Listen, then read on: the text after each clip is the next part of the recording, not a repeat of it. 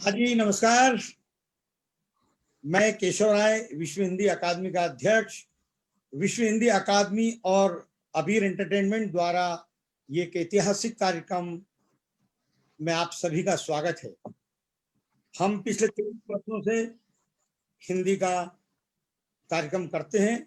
14 सितंबर को और 2 दिवसीय मतलब 3 से 4 प्रोग्राम हर सितंबर पर हम हिंदी को लेकर करते हैं। और जिस तरह से विश्व हिंदी सम्मेलन होता है 10 जनवरी को हर वर्ष, हमारी भी ऐसी इच्छा है कि वो 3 साल, 5 साल या 7 साल में ना होकर हर वर्ष विदेशों में हिंदी पर एक इसी तरह का विश्व हिंदी सम्मेलन भी दूसरा भी आयोजित हो, वो प्रतिवर्ष हो, ऐसी हमारी इच्छा है।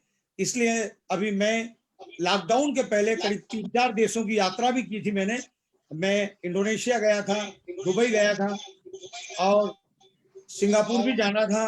और ये सब चीज इस कार्यक्रम के लिए बातचीत चल रही थी, फिर लॉकडाउन लग गया, इसलिए थोड़ा आगे बढ़ गया। लेकिन निश्चित रूप से हमारा ऐसा प्रयास है कि विश्व हिंदी सम्मेलन की तरह जो 5 साल 3 साल में होता है, हर वर्ष हिंदी का इतना भव्य आयोजन हर देश में होना चाहिए, क्योंकि भारतीय जो विद्वान हैं, साहित्यकार हैं, विदेशों में बहुत ही अच्छा कार्य कर रहे हैं। हिंदी के प्रचार प्रसार के लिए उनका बहुत बड़ा योगदान है। तो अब मैं अबीर एंटरटेनमेंट के निदेशक से निवेदन करूंगा कि आप कार्यक्रम की प्रस्तावना व्यक्त करें। आइए प्रशांत नेगी जी।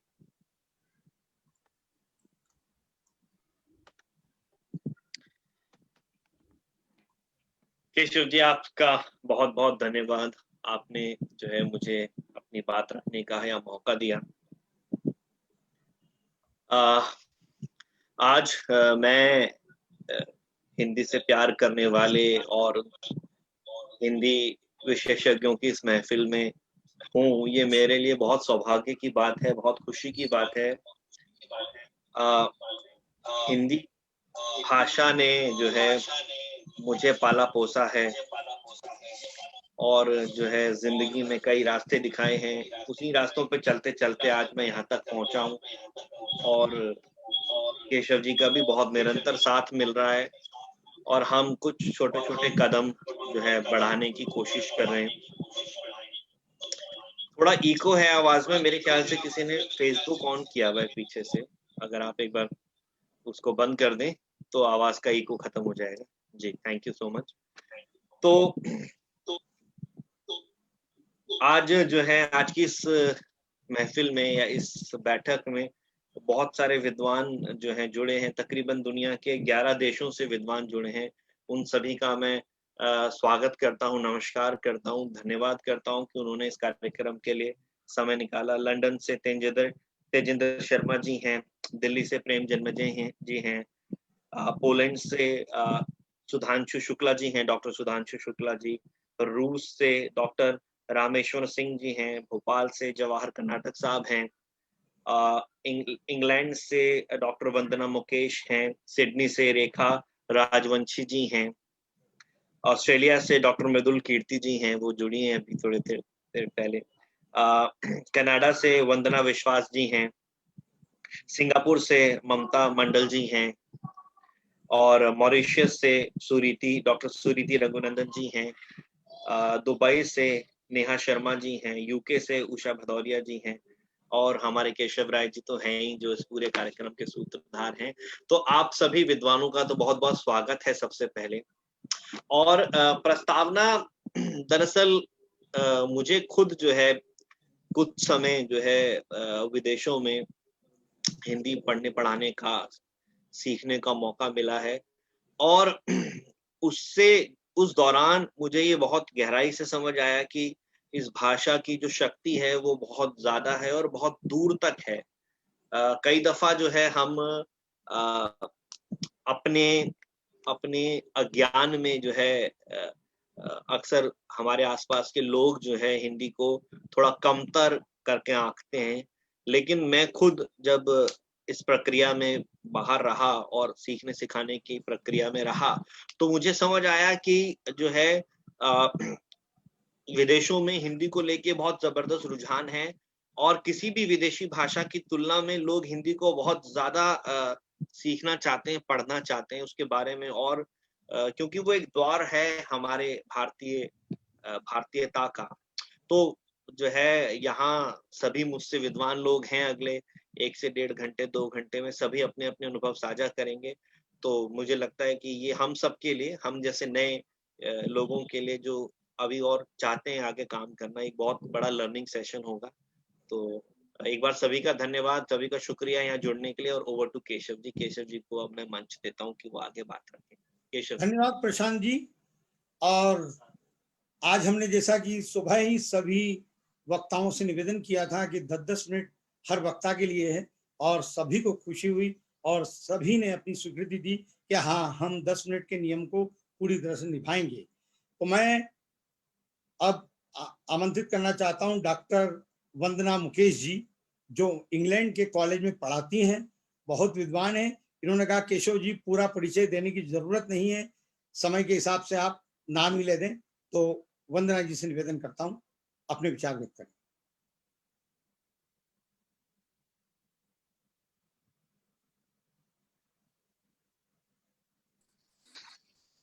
नमस्कार केशव जी। नमस्ते जी। नमस्कार केशव नमस्कार। जी सहित मैं देख सकती हूँ डॉक्टर प्रेम जन्मजय जी हैं, मृदुल कीर्ति जी हैं और रामेश्वर जी हैं, बहुत सारे लोग जुड़े हुए हैं, रेखा जी हैं, शायद तेजेंद्र जी भी हैं, सुधांशु जी, बहुत सारे लोग। उन तमाम हिंदी के विद्वानों को नमस्कार करती हूँ और मुझे 10 मिनट के 2 मिनट पहले रोक दीजिए। आपका विषय विदेशों में हिंदी, हिंदी का विदेश। मैं बहुत एक अलग मुद्दे पर जा रही हूँ और हिंदी का विदेश जो आपका, मैं उस भाग को छूंगी कि हिंदी का विदेश क्या है और कौन है। भाग्यपूर्ण बात है कि हिंदी का विदेश भारत ही है इस समय। हिंदी भारत में उस सम्मान के साथ नहीं देखी जाती जिसकी वो असली हकदार है। 14 सितंबर 1949 को भारत संघ की भाषा हिंदी राजभाषा के रूप में घोषित होती है और आज 71 वर्षों बाद भी भाषा संघर्षरत है कि उसे राष्ट्रभाषा का उचित स्थान मिले। मैं कुछ 2-3 वाकये बताती हूँ जिससे मैं अपनी बातों की पुष्टि भी करूंगी। मैंने सिर्फ हिंदी का विदेश यूं ही नहीं चुना। सबसे पहले मैं आपको एक वाकया बताती हूँ कि कुछ करीब 1 साल पहले मैं किसी परिचित के यहाँ गई, यहाँ पर विदेश में, इंग्लैंड में, और एक बच्चा उनके आया हुआ था भारत से। मुझे बहुत प्रसन्नता हुई। मैंने कहा बेटा आप क्या नाम है आपका, कौन सी क्लास में पढ़ते हैं? बच्चे का मुंह फोन में गड़ा था, उन्होंने कोई जवाब नहीं दिया। और बाद में बहुत उनकी माँ ने बोला कि बेटा aunty is asking you something, आप बताइए। तो फिर बच्चे ने मुंह उठाया, बोला व्हाट। तो व्हाट के बाद उसने बड़ी मुश्किल से, मैंने कहा आपका नाम क्या है? तो उसने नाम बताया। फिर मैंने कहा आपको हिंदी नहीं आती? तो बोलता है कि servant speak Hindi at home. मैंने उनकी माँ से पूछा कि भैया ये आपके यहाँ नौकरों की भाषा है हिंदी?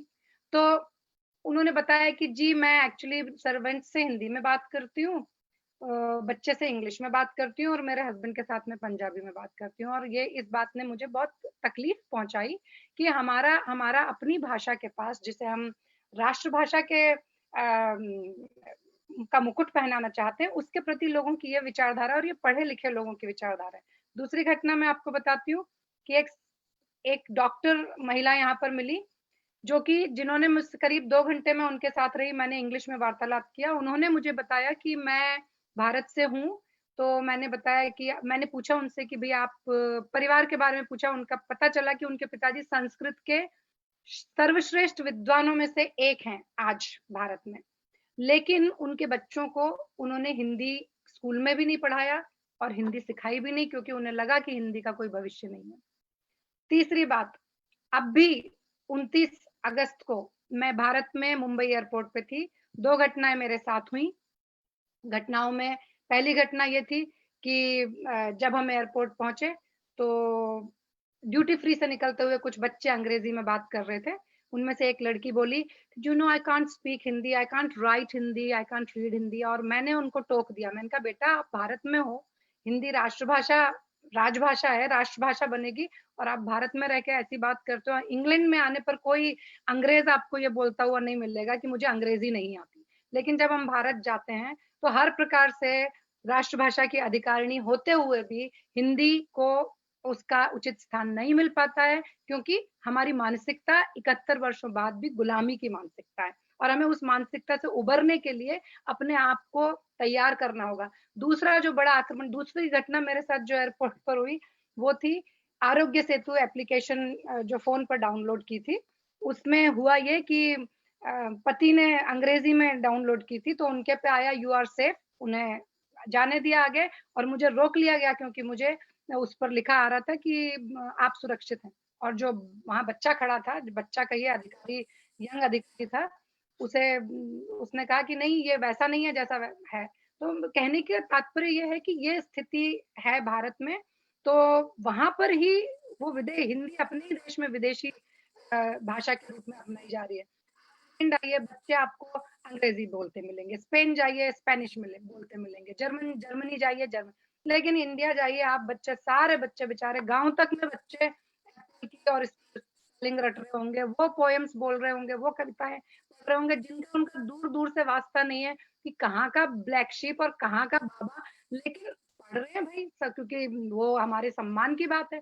और सबसे बड़ी बात यह है कि देखिए, ऑक्सफोर्ड डिक्शनरी में लगभग 200 से अधिक शब्द हिंदी के लिए गए हैं, और उनको मान्यता प्राप्त है कि ये हिंदी के शब्द हैं। तो यहाँ विदेशों में तो हिंदी ठीक है, जितना हर व्यक्ति आज यहाँ जितने लोग भी जुड़े हुए हैं विदेशों से, अपने अपने स्तर पर अपने हिंदी प्रेम के कारण जुड़े हुए हैं, और वो निश्चित रूप से स्वागत योग्य है, क्योंकि हमें यहाँ वातावरण नहीं मिलता है, और उसके बाद भी हम अपने लेखन से, अपने साहित्य प्रेम से, अपने हिंदी के प्रेम से, अपने देश के प्रेम से, सर्वोपरि वो है, उससे जुड़े हुए हैं। मैं बस इतना कहना चाहती हूँ कि अभी जो खतरा है, एक बहुत बड़ा खतरा, और एक बड़ी साजिश के तहत हम मैकॉले की बात करते हैं, हम जानते हैं कि उन्होंने वो अपने मकसद में सफल हो गए, लेकिन उसको सफल करने में करवाने वाले कौन है? मैं और आप जैसे अनेक भारतीय लोग जो भारत में रहकर सोचते हैं कि नहीं, अंग्रेजी भाषा बोलने से हमारा सम्मान और हमारी जो व्यक्तित्व है उसमें 4 चांद लग जाते हैं। कितना परसेंट लोग भारत में अंग्रेजी बोलते हैं, ये सोचने वाली बात है। सबसे बड़ा जो खतरा मुझे नजर आ रहा है इस समय, भाषा के साथ साथ लिपि, देवनागरी लिपि इस समय बहुत गहन खतरे में है, क्योंकि फोन पर न हम पंजाबी में लिखते हैं, न तेलुगु तमिल में लिखते हैं, हम लिखते हैं सिर्फ रोमन अंग्रेजी में, रोमन हिंदी में, अंग्रेजी रोमन में, जो कि हमारी देवनागरी लिपि और अन्य भारतीय भाषाओं की लिपि पर बहुत बड़ा आक्रमण है। यदि हम अभी भी नहीं सुधरे और यदि हम अभी भी सचेत नहीं हुए, तो हमारे लिए बहुत वो दिन दूर नहीं है कि हिंदी का स्वरूप बदल जाएगा और सिर्फ दूर की बातें होंगी। लेकिन मैं अपनी बात निराशा पे खत्म नहीं करूंगी। हमारे माननीय वर्तमान प्रधानमंत्री जी, माननीय श्री नरेंद्र मोदी जी ने जैसे भारत की अनेक 71 साल समस्याओं को, 73 साल समस्याओं को धीरे धीरे सुलझाने का बीड़ा उठाया है, मुझे विश्वास है कि हो सकता है कि अगले साल, मुझे विश्वास है, हो सकता है नहीं, मुझे विश्वास है कि अगले साल हम हिंदी को राष्ट्रभाषा के रूप में दिन मनाएंगे, और सिर्फ एक दिन नहीं, हर दिन हिंदी का होगा, रोजगार हिंदी में होगा, हमारी भाषा हिंदी होगी। हम विदेशों में मिलेंगे तो लोगों से संपर्क भाषा के रूप में हिंदी का इस्तेमाल करेंगे।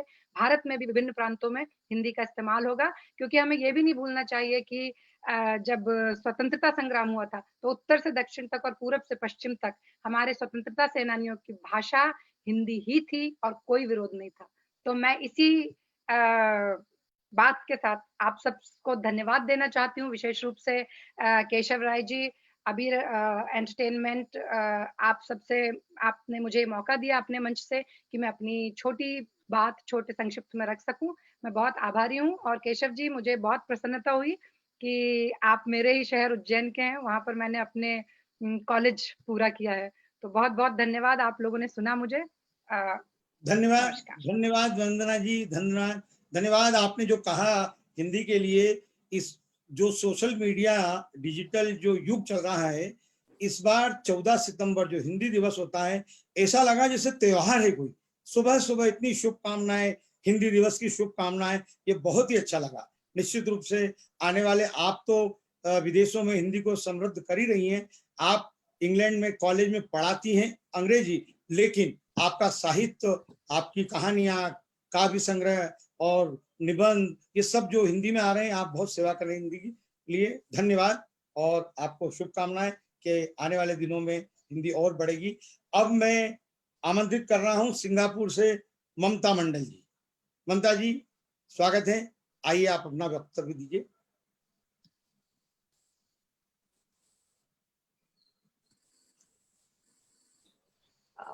नमस्कार केशव जी। नमस्ते जी।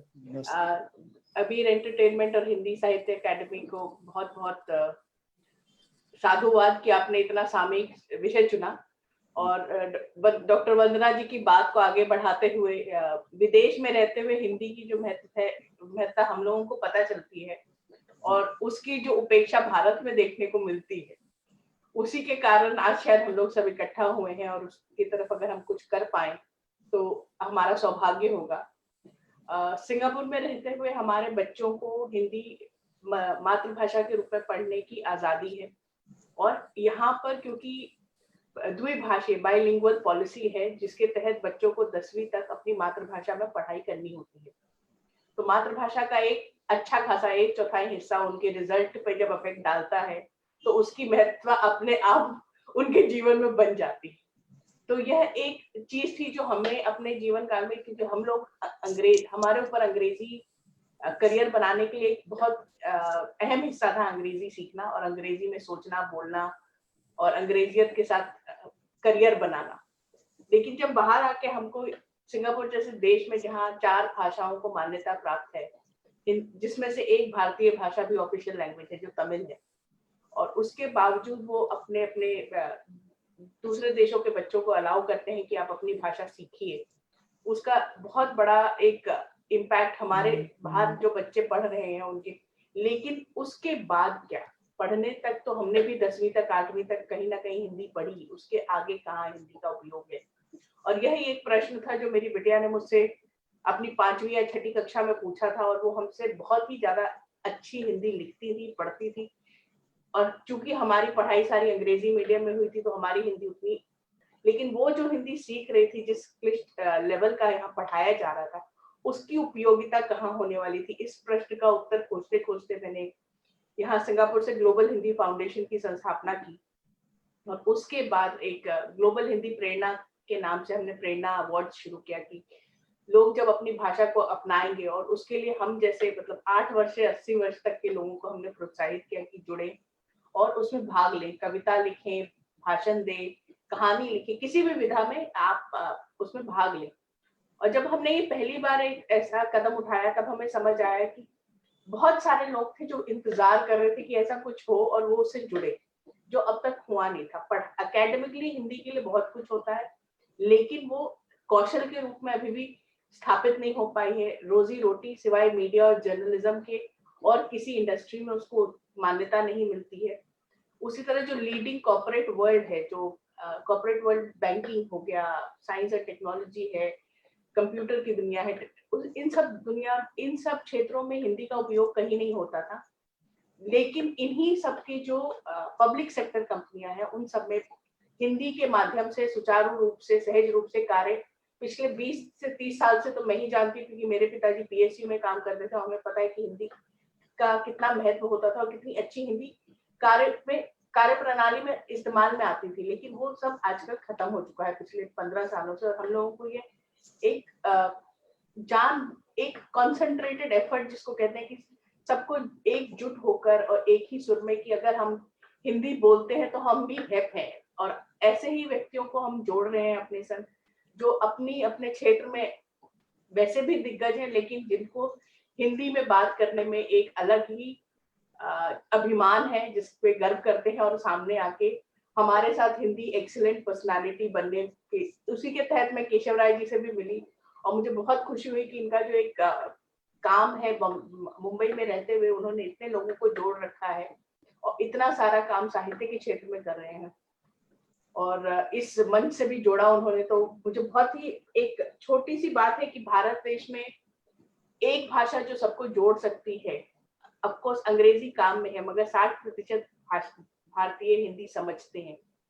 तो अगर एक भाषा बनाने में उसका उपयोग हो सकता है, जो कहते हैं कि कम्युनिकेशन और लिंक के लिए जो यूज हो सके नॉर्थ से साउथ तक और ईस्ट से वेस्ट तक, और बाहर भारतीय जो, अगर आप देखें मराठी और बंगाली जो एक अपने संस्कृति को आगे बढ़ाते हैं आने वाली पीढ़ी को, वो हम हिंदी भाषी उतने अच्छे प्रकार से, क्योंकि हमारे पास एक, हमारी जनरेशन में ये गैप रह गया है।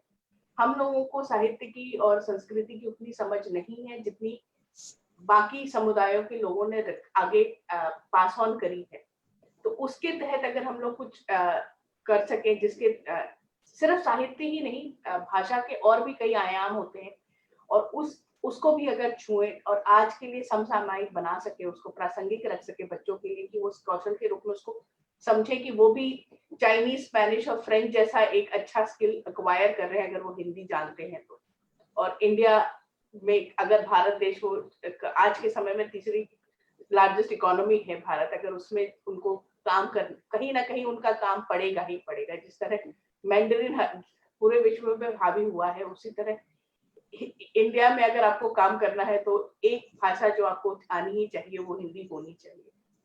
तो लेकिन इस सब में विदेश में जो हमारा जुड़ाव है वो एक भावनात्मक तौर पे है, और उसको आज के समय में हमारी जो टीचिंग लर्निंग रिसोर्सेज है हिंदी के लिए, वो हम वर्ल्ड स्टैंडर्ड का बना सके, तो वो हमारे लिए, इस पीढ़ी के लिए एक बहुत बड़ा, एक आने वाली पीढ़ी के लिए हम एक बहुत अच्छा कुछ करके जाएंगे कि उनके लिए रेलिवेंट रह पाए हिंदी, और उनको उससे प्यार भी रहे, अपने जड़ों से जुड़ाव रहे, और भाषा और किताब के आगे उसके सम्मान भी रहे। तो इसी के साथ मैं अपनी बात खत्म करती हूँ केशव जी। आशा है कि आप लोग जुड़ेंगे, और मैं आगे भी सबकी सुनना चाहूंगी। ये बहुत बड़ा एक कार्य है जो हम लोग सब जुड़ के कर सकते हैं। और रेखा रघुवंशी जी की जो हिंदी की कविता है, तो इस हिंदी दिवस पे मैंने वही हमारा एंथम की तरह यूज किया, और बहुत ही अच्छा उन्होंने लिखा है। आगे वो खुद है, तो मैं चाहूंगी कि उनके मुंह से सुनूं उनकी लिखी हुई कविता। धन्यवाद ममता जी, धन्यवाद। धन्यवाद। मैं आप सभी का आभारी हूँ। आप समय का भी बहुत ध्यान रख रहे हैं, और इसीलिए हमने सभी विद्वानों का, वक्ताओं का पहले परिचय दे दिया था। और ममता जी, आप तो सिंगापुर में भी हिंदी के बड़े बड़े आयोजन करती हैं, और भारत में आकर भी आप यहाँ पर 11 सितंबर को दिल्ली में बहुत बड़ा आयोजन करती हैं। धन्यवाद आपको इसके लिए। अब मैं निवेदन कर रहा हूँ कवयित्री और लेखिका रेखा राजवंशी जी, सिडनी, ऑस्ट्रेलिया से। रेखा जी आइए, स्वागत है। बहुत बहुत नमस्कार केशव राय जी, विश्व हिंदी अकादमी का मुझे जोड़ने के लिए, अबीर एंटरटेनमेंट का, और ममता जी आपका हार्दिक आभार। मुझे अच्छा लगा कि आपको कविता पसंद आई, और मैं चाहेंगे वो कविता बहुत लंबी है, मैं 2 पंक्तियां सुना दूंगी जी। जी जी, स्वागत। तो मैं ऑस्ट्रेलिया के संदर्भ में ज्यादा चलूंगी कि विदेश में जब हम आ जाते हैं यहाँ तो कैसे होता है। देखिए, उसके पहले मैं हर बार अपने जब भी मैं बात करती हूँ हिंदी की, तो बताती हूँ सबको कि न्यूयॉर्क टाइम्स में 2017 में एक लेख छपा था, जिसमें लिंग्विस्ट ने रिसर्च करके ये कहा था, भाषाविदों ने, कि जो अभी 7,000 भाषाएं बोली जा रही हैं दुनिया भर में, उनमें से इस सदी के आखिर तक आधी विलुप्त हो जाएंगी, और बहुत सारी भाषाएं हम देख रहे हैं विलुप्त हो चुकी है, विलुप्त प्राय है। और अगर बोली नहीं जाएंगी, इस्तेमाल में नहीं होंगी, तो जैसे वंदना जी ने भी कहा था कि लिपि, बिल्कुल बच्चे हिंदी को अंग्रेजी में लिख रहे हैं, तो अब ये बात तो सच है कि ये सब हो रहा है। और देखिए, जो मैं हमेशा ये भी कहती हूँ कि जब एक चाइनीज को, चीनी आदमी को चीनी भाषा बोलकर, या जापानी आदमी को जापानी भाषा बोलकर गर्व होता है, या फ्रेंच पीपल, वो तो बिल्कुल अंग्रेजी को भी में भी बात करना नहीं चाहते हैं, तो हमको भी ये गर्व होना चाहिए कि हम अपनी भाषा को बोले। और हमारी भाषाएं, क्योंकि राजभाषाएं हमारी आधिकारिक भाषा है, और भी बहुत सारी आधिकारिक भाषाएं हैं, तो सभी, ये भी बहुत जरूरी है कि सभी भाषाओं को बोला जाए। और अच्छी बात ऑस्ट्रेलिया के संदर्भ में ये है कि ऑस्ट्रेलिया में जो डिपार्टमेंट ऑफ कम्युनिटी लैंग्वेजेस है, जो वीकेंड में जो कक्षाएं लगती हैं, सैटरडे स्कूल, तो या जो सामुदायिक विद्यालय भी हैं, तो उनको थोड़ी बहुत फंडिंग मिलती है। तो ये कई हिंदी स्कूल हैं यहाँ पर और कई तमिल के स्कूल भी हैं। तो जब यहाँ 2016 में सेंसस हुई थी तो भाषाओं को देखा गया कि कौन सी भाषाएं बोली जा रही है, क्योंकि ये तो बहुत मल्टीकल्चरल कम्युनिटी है। जैसे कि हमारे भारत में बहुत तरह तरह के लोग आए हैं, यहाँ भी 60 देशों के लोग आए बसे। आपको तो पता ही होगा कि कॉन्विक्ट कॉलोनी थी और अंग्रेजों ने इसको अपने लिए ले लिया था और कहा था ये ब्रिटिश है, और सारे जितने अपराधी थे उनको फर्स्ट फ्लीट में और बहुत सारे 11 शिप्स की एक फ्लीट में उनको यहाँ भेजा गया था। तो ये तो इसका तो बहुत देशों के लोग यहाँ हैं, बहुत सारी भाषाएं बोली जाती हैं। तो जब भाषा का ये सर्वेक्षण हुआ, सेंसस में पता लगा कि जो टॉप की 10 भाषाएं हैं यहाँ पर बोली जाने वाली, उसमें हिंदी का नंबर 7वां है। तमिल और पंजाबी के भी ऊपर ही थे नंबर। तो ये तो एक आंकड़ा था यहाँ का। और सभी राज्यों में हिंदी भाषी लोगों का नंबर जो है बढ़ गया है इन दिनों। तो अब मैं ये बताऊं कि सबसे पहले भारतीय कब आए यहाँ। 1796 में कलकत्ता में एक जहाज बना और ऑस्ट्रेलिया भेजा गया। तो 12 भारतीय यहाँ पर आए, लेकिन उसमें से 3 ही जीवित बचे। तो अब हिंदी शिक्षण और हिंदी साहित्य, हिंदी की बात हम करें तो हिंदी साहित्य यहाँ पर अभी फिलहाल पिछले कुछ वर्षों में लिखा जा रहा है। कुछ पत्रिकाएं निकलती थी, चेतना वगैरह, और कई अखबारों में एक पद से निकलती है हिंदी समाज की, और कई अखबारों में एक एक पृष्ठ हिंदी के हैं। और मैंने 2 पुस्तकें यहाँ की संकलित करके 11 कवियों की और पिछले साल 40 कवियों की ये कविताएं संकलित हुई और एक सामूहिक रूप ऑस्ट्रेलिया का सामने आया। इसी तरह हिंदी दिवस यहाँ मनाया गया और काउंसिलेट ने, इंडियन काउंसिलेट ने, काउंसलावास ने और हाई कमीशन ने, दोनों ने हम लोगों को जूम पर उन्होंने सत्र चलाए और हिंदी के बच्चों को भी जोड़ा गया। ये कोशिश की गई कि काफी बच्चों, सब बच्चों तक और बड़ों तक हिंदी की आवाज पहुंचे। एक स्कूल ने, सामुदायिक स्कूल ने बच्चों की कविता का एक आयोजन किया था, कंपटीशन प्रतियोगिता की थी। तो माला मेहता, उनके 60 बच्चे, उसमें मैं निर्णायक थी। तो 60 बच्चों ने अलग अलग स्तर की छोटी छोटी बड़ी बड़ी कविताएं पढ़ी, बहुत अच्छा लगा। तो ये तो था कि बच्चों को जब तक उचित अवसर नहीं मिलेंगे और उनको निर्देशन नहीं मिलेगा तो बच्चे सीख नहीं पाएंगे। अब दूसरी चीज है शिक्षण। तो यूनिवर्सिटी 2 यहाँ ऑफर करती हैं हिंदी, लाट्रोब यूनिवर्सिटी मेलबर्न, और वहाँ पर इयन वुल्फर्ड पढ़ाते हैं, और दूसरा कैनबरा में तो ऑस्ट्रेलियन नेशनल यूनिवर्सिटी ANU, वहाँ डॉक्टर पीटर फ्रिडलैंडर है। तो इसके अलावा सिडनी यूनिवर्सिटी में ऑफर की जाती थी, जहाँ प्रौढ़ शिक्षा के अंदर मैंने पढ़ाया, लेकिन उसके पहले एशियन स्टडीज में थी, वहां से हटा ली गई। लेकिन इसके साथ ये हुआ कि एक राष्ट्रीय पाठ्यक्रम, जब हिंदी सेंसस में आगे आई तो एक हिंदी का राष्ट्रीय पाठ्यक्रम बना और हिंदी कुछ प्राइमरी स्कूल्स में कक्षा 1 से 6 तक में अब शुरू कर दी गई है। तो ये तो था। अब कुछ समस्याएं हैं, जैसे यहाँ पर कि हमारे पास अच्छे रिसोर्सेज नहीं है, अच्छे संसाधन नहीं है, लोगों को परेशानी होती है। आजकल तकनीकी रूप से बच्चे जुड़ना चाहते हैं, उनको अब वो ब्लैक बोर्ड और व्हाइट बोर्ड का जमाना अब चला गया। जब तक कोई भी ऑडियो विजुअल सामग्री अच्छी नहीं होगी वो सीख नहीं पाएंगे। तो अगर हमें युवा पीढ़ी को, यंग बच्चों को जोड़ना है तो जमाने के साथ चलना पड़ेगा। तकनीकी प्रगति बहुत जरूरी है, हिंदी में अच्छे संसाधन विकसित करना। और जब मैं सिडनी यूनिवर्सिटी में हिंदी पढ़ा रही थी तो हम यही देखते थे कि वो एडल्ट्स बहुत सारे कारणों से हिंदी सीखते थे। जैसे मेरी एक स्टूडेंट, क्योंकि वो जाके राजस्थान में चित्रकला सीखना चाहती थी, इसलिए एक मेरा स्टूडेंट गोवा में, उसके रिसोर्ट थे हॉलीडे के। तो बहुत योगा में, बॉलीवुड की फिल्मों में एक्टिंग करना चाहते हैं कुछ लोग, इसलिए सीखते हैं। कुछ देखना चाहते हैं, कुछ लोगों की शादी हो रही होती है क्योंकि भारतीय पति या पत्नी से, तो इस वजह से बहुत लोग हिंदी सीखते हैं। तो हिंदी का मैं ये देखती हूँ कि इतनी हमको जरूरत है कि अपने बच्चों से घर में हिंदी बोलें और घर से ही शुरुआत करें। हिंदी भी और भी भारतीय भाषाएं, तो तब तक। और भारत में जब मैं गई तो मैंने देखा बच्चों की रुचि बिल्कुल खत्म हो गई है हिंदी के प्रति। मुझे नहीं मालूम कि उनको कैसे अपनी भाषा पर गर्व करना सिखाया जाए। और मुझे ऐसा लगता है कि जब अगर हम लोग ये करेंगे कि बाकी बच्चों को हम प्रोत्साहित करेंगे, उनको नई तकनीक से जोड़ेंगे तो जरूर, और उनके दिमाग में किसी तरह ये जाना चाहिए कि हमारी भाषा है, हमको इस पर गर्व होना चाहिए। और ये अंग्रेजी तो हर बच्चा सीख लेता है, लेकिन अगर हिंदी नहीं सीखेगा तो एक भाषा से वंचित रह जाएगा। तो यही मैं कहना चाहती थी।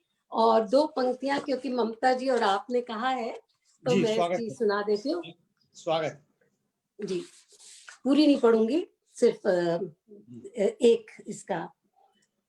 विश्व की भाषा बने ये कल्पना, विश्व की भाषा बने ये कल्पना, आओ हिंदी की सजाएं अल्पना। प्रेम हो, सद्भाव हो, सत्कार हो, मातृभाषा का जहां आधार हो, सर्व मंगल हो, यही है कामना, आओ हिंदी की सजाएं अल्पना। संस्कृत से जन्म लेकर जब चली, फारसी उर्दू और भी से मिली, नई शैली रूप नव अभिव्यंजना, विश्व की भाषा बने ये कल्पना। तो ये इसमें 2 बहुत स्टेंजा बढ़िया, और है। बहुत बहुत बहुत बढ़िया आभार मुझे बहुत जोड़ने अच्छे, के लिए। बहुत बढ़िया कविता सुनाई आपने। धन्यवाद नमस्कार। रेखा जी, धन्यवाद। जी धन्यवाद, बहुत बहुत आभार। धन्यवाद जी। समय का आपने भी ध्यान रखा पूरा। अब मैं निवेदन कर रहा हूं, डॉक्टर सुधांशु शुक्ला पोलैंड से हैं। डॉक्टर साहब अपने विचार व्यक्त कीजिए, स्वागत है।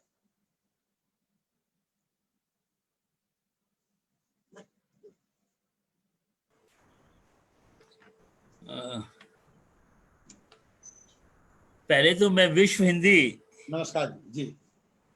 अकादमी के संस्थापक को नमन करता हूं और जी धन्यवाद सर, फिर नमस्कार। इंटरनेट एंटरटेनमेंट जी के संयुक्त तत्वाधान में जो ये कार्यक्रम हो रहा है और मुझे बोलने का मौका मिला, इसके लिए मैं तहे दिल से केशव राय जी का आभार प्रकट करता हूं। धन्यवाद सर, धन्यवाद। आपका और आशीर्वाद। मैं समय का पूरा ध्यान रखूंगा, 10 मिनट में अपनी बात समेट दूंगा। धन्यवाद विदेशों में हिंदी और हिंदी का विदेश, जी। बात कुछ लुका छुपी सी है लेकिन बात एक ही है जी।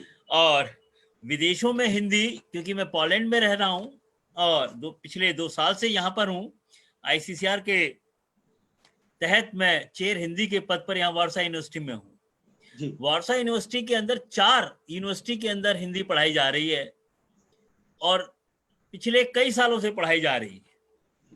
और 2 यूनिवर्सिटी क्राको और वारसा यूनिवर्सिटी के अंदर तो यहाँ पर छात्र पीएचडी तक कर रहे हैं। और सबसे बड़ी दिलचस्प बात यह है कि यूरोप के अंदर पोलैंड में जितने भी विद्यार्थी हैं वे कोई भी एशियन या भारतीय विद्यार्थी नहीं हैं, सब यूरोप के ही विद्यार्थी हैं और खास तौर से पोलैंड के। पोलैंड के लोग यहाँ की संस्कृति, भारतीय संस्कृति से अथाह प्रेम करती है।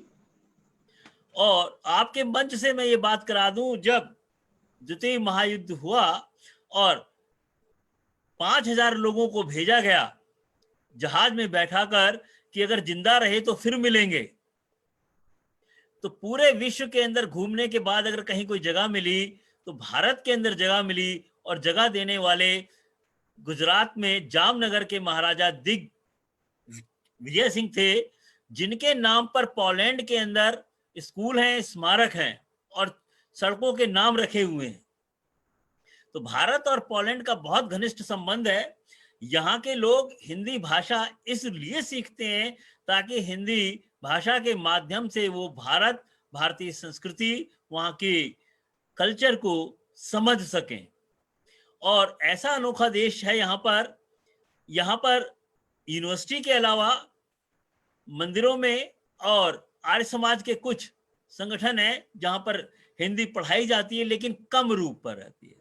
और हिंदी किस तरह से बढ़े, इसलिए 4 यूनिवर्सिटियों के अंदर जो हिंदी पढ़ाई जाती है, और इसी के साथ साथ लिथुआनिया के अंदर हिंदी जो पढ़ते हैं बच्चे वहां पर, वो केवल फिल्मों को देखकर हिंदी सीख रहे हैं। इस मंच से सरकार, भारत सरकार के कानों तक ये बात पहुंचे कि हिंदी के प्रचार प्रसार के लिए विदेशी लोग किस प्रकार से लगातार कोशिश कर रहे हैं कि हमें हिंदी सीखने आए, और आईसीसीआर के जो पोस्ट आती है वहां पर लोग नहीं जा पाते, और कई बार हिंदी का जो चेयर पोस्ट होती है उसकी जगह वो तमिल में चली जाती है या बंगला में चली गई, किसी दूसरे में चली जाती है। इसलिए हिंदी के प्रचार प्रसार के लिए पोलैंड, क्या मैं पूरे यूरोप के अंदर भी देख रहा हूँ इस तरह से करने। और अब इधर कुछ समय से तो लोगों के अंदर एक जुनून सा पैदा हो गया कि नहीं, हम हिंदी सीखें। हमारी 2 पीढ़ियों ने अपने बच्चों को केवल रोजगार के लिए या अपने स्टेटस के लिए अंग्रेजियों का सिखाने का जो प्रयास किया गया, उसके तहत अब जो नई पीढ़ी है वो अपने बच्चों को ये समझ गई, अगर हमने भाषा नहीं सिखाई तो हम कौन सी संस्कृति दे पाएंगे। अपनी भाषा के प्रति उनका लगाव उनके बच्चों में भी आ रहा है। यहाँ तो क्या, अमेरिका के अंदर तो लोगों ने अपने बच्चों को मतलब ट्यूशन्स लगा के दे दिया कि आप हिंदी सीखें, नहीं तो सब भूल जाओगे ये, क्योंकि तीसरी चौथी पीढ़ी जो ये है, इसलिए हिंदी का खूब प्रचार प्रसार हो रहा है। मुझे कोई दो राय नहीं, कोई झिझक नहीं है कि आज भी अगर हम सही आंकड़ों को, हिंदी और उर्दू के शब्दों को जब हम इस तरह से ले लेते हैं, तो विश्व में सबसे ज्यादा हिंदी भाषा बोली जाती है और साहित्य पढ़ा जाता है। यूरोप के अंदर रामचरितमानस का 20 भाषाओं में अनुवाद हो चुका है यहाँ पर। और भारतीय जहां भी विदेशों में, भारतवंशी जहां भी विश्व में जाते हैं, वो अपने आचरण से, अपने व्यवहार से, अपनी संस्कृति के माध्यम से भारत और हिंदी भाषा का परचम लहराते हैं। हिंदी का विदेश का क्या है, जो हिंदी विदेशों के अंदर इस रूप में भी पढ़ाई जाती है कि वो भारतीय संस्कृति के रूप में आए। और उनके मन में अब ये भी बात आने लग गई है, जैसे चाइना के अंदर ये दिमाग में आ गया कि अगर हमने व्यापार करना है तो हमें हिंदी भारत से व्यापार करना है, क्योंकि विश्व का सबसे बड़ा बाजार भारत है। भारत से व्यापार के लिए, रोजगार के लिए करना है तो वो अपने लोगों को हिंदी पढ़ाने लग गए हैं। भारत सरकार इसके लिए प्रयास करे और कटिबद्ध होकर हम सब लोग ये सोच लें कि हमने अब हिंदी को प्रथम भाषा के रूप में कराना है। अब हिंदी हमारी केवल बोलचाल की भाषा न रहकर ये केवल साहित्य की भाषा नहीं, ये हमारे रोम रोम में बसी हमारी आन बान शान है। और इसके लिए कटिबद्ध होकर हम अपने बच्चों को और पूरे विश्व को जो संदेश, मानवतावादी सोच जो हम फैला रहे हैं, उदार चरितानां हि वसुधैव कुटुंबकम, वह इस मंच से दूर दूर तक जाए। इसी के साथ मैं अपनी वाणी को विराम देता हूं। मुझे लगता है शायद समय भी मेरा हो गया होगा। बहुत बहुत धन्यवाद सर।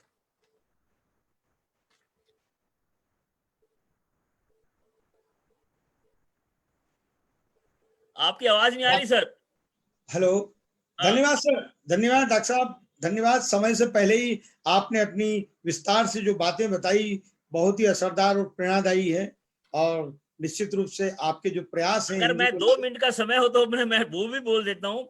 मैंने यहाँ पर एम्बेसी के अंदर विश्व हिंदी दिवस मनाया गया, और जिसके अंदर बच्चों ने सूरदास तुलसीदास के दोहे गा गा गा कर गाए बच्चों ने, और उनको फिल्मों के माध्यम से, मुन्ना भाई MBBS, मेरे अगर उस पे फेसबुक पे जाओगे तो वो फिल्म भी मिल जाएगी, जिसमें बच्चों के साथ मैंने फिल्मों के माध्यम से, डायलॉग के माध्यम से हिंदी सिखाने का प्रयास किया है उनको। क्या बात है, क्या बात। हाँ, ऐसे प्रयास हम लोग अगर करते रहे तो बच्चे निश्चित रूप से, क्योंकि तकनीकी जिस तरह से बढ़ गई है, उस तकनीकी के माध्यम से, और यहाँ के विद्यार्थी बहुत ही अनुशासन प्रिय हैं और किसी भी भाषा को केवल रोजगार की दृष्टि से नहीं सोचते, वो अपने शौक के लिए पढ़ते हैं।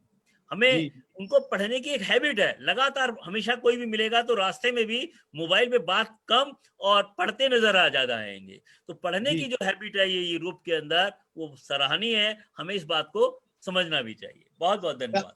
डॉक्टर साहब एक प्रयास करना चाहिए, जैसा विश्व हिंदी सम्मेलन होता है 3 वर्ष 5 वर्ष, कोई निश्चित समय भी नहीं होता है, तो क्यों ना एक उसी स्तर का हर वर्ष एक कार्यक्रम हो। निश्चित रूप ऐसा- से, जी निश्चित ऐसा- रूप से।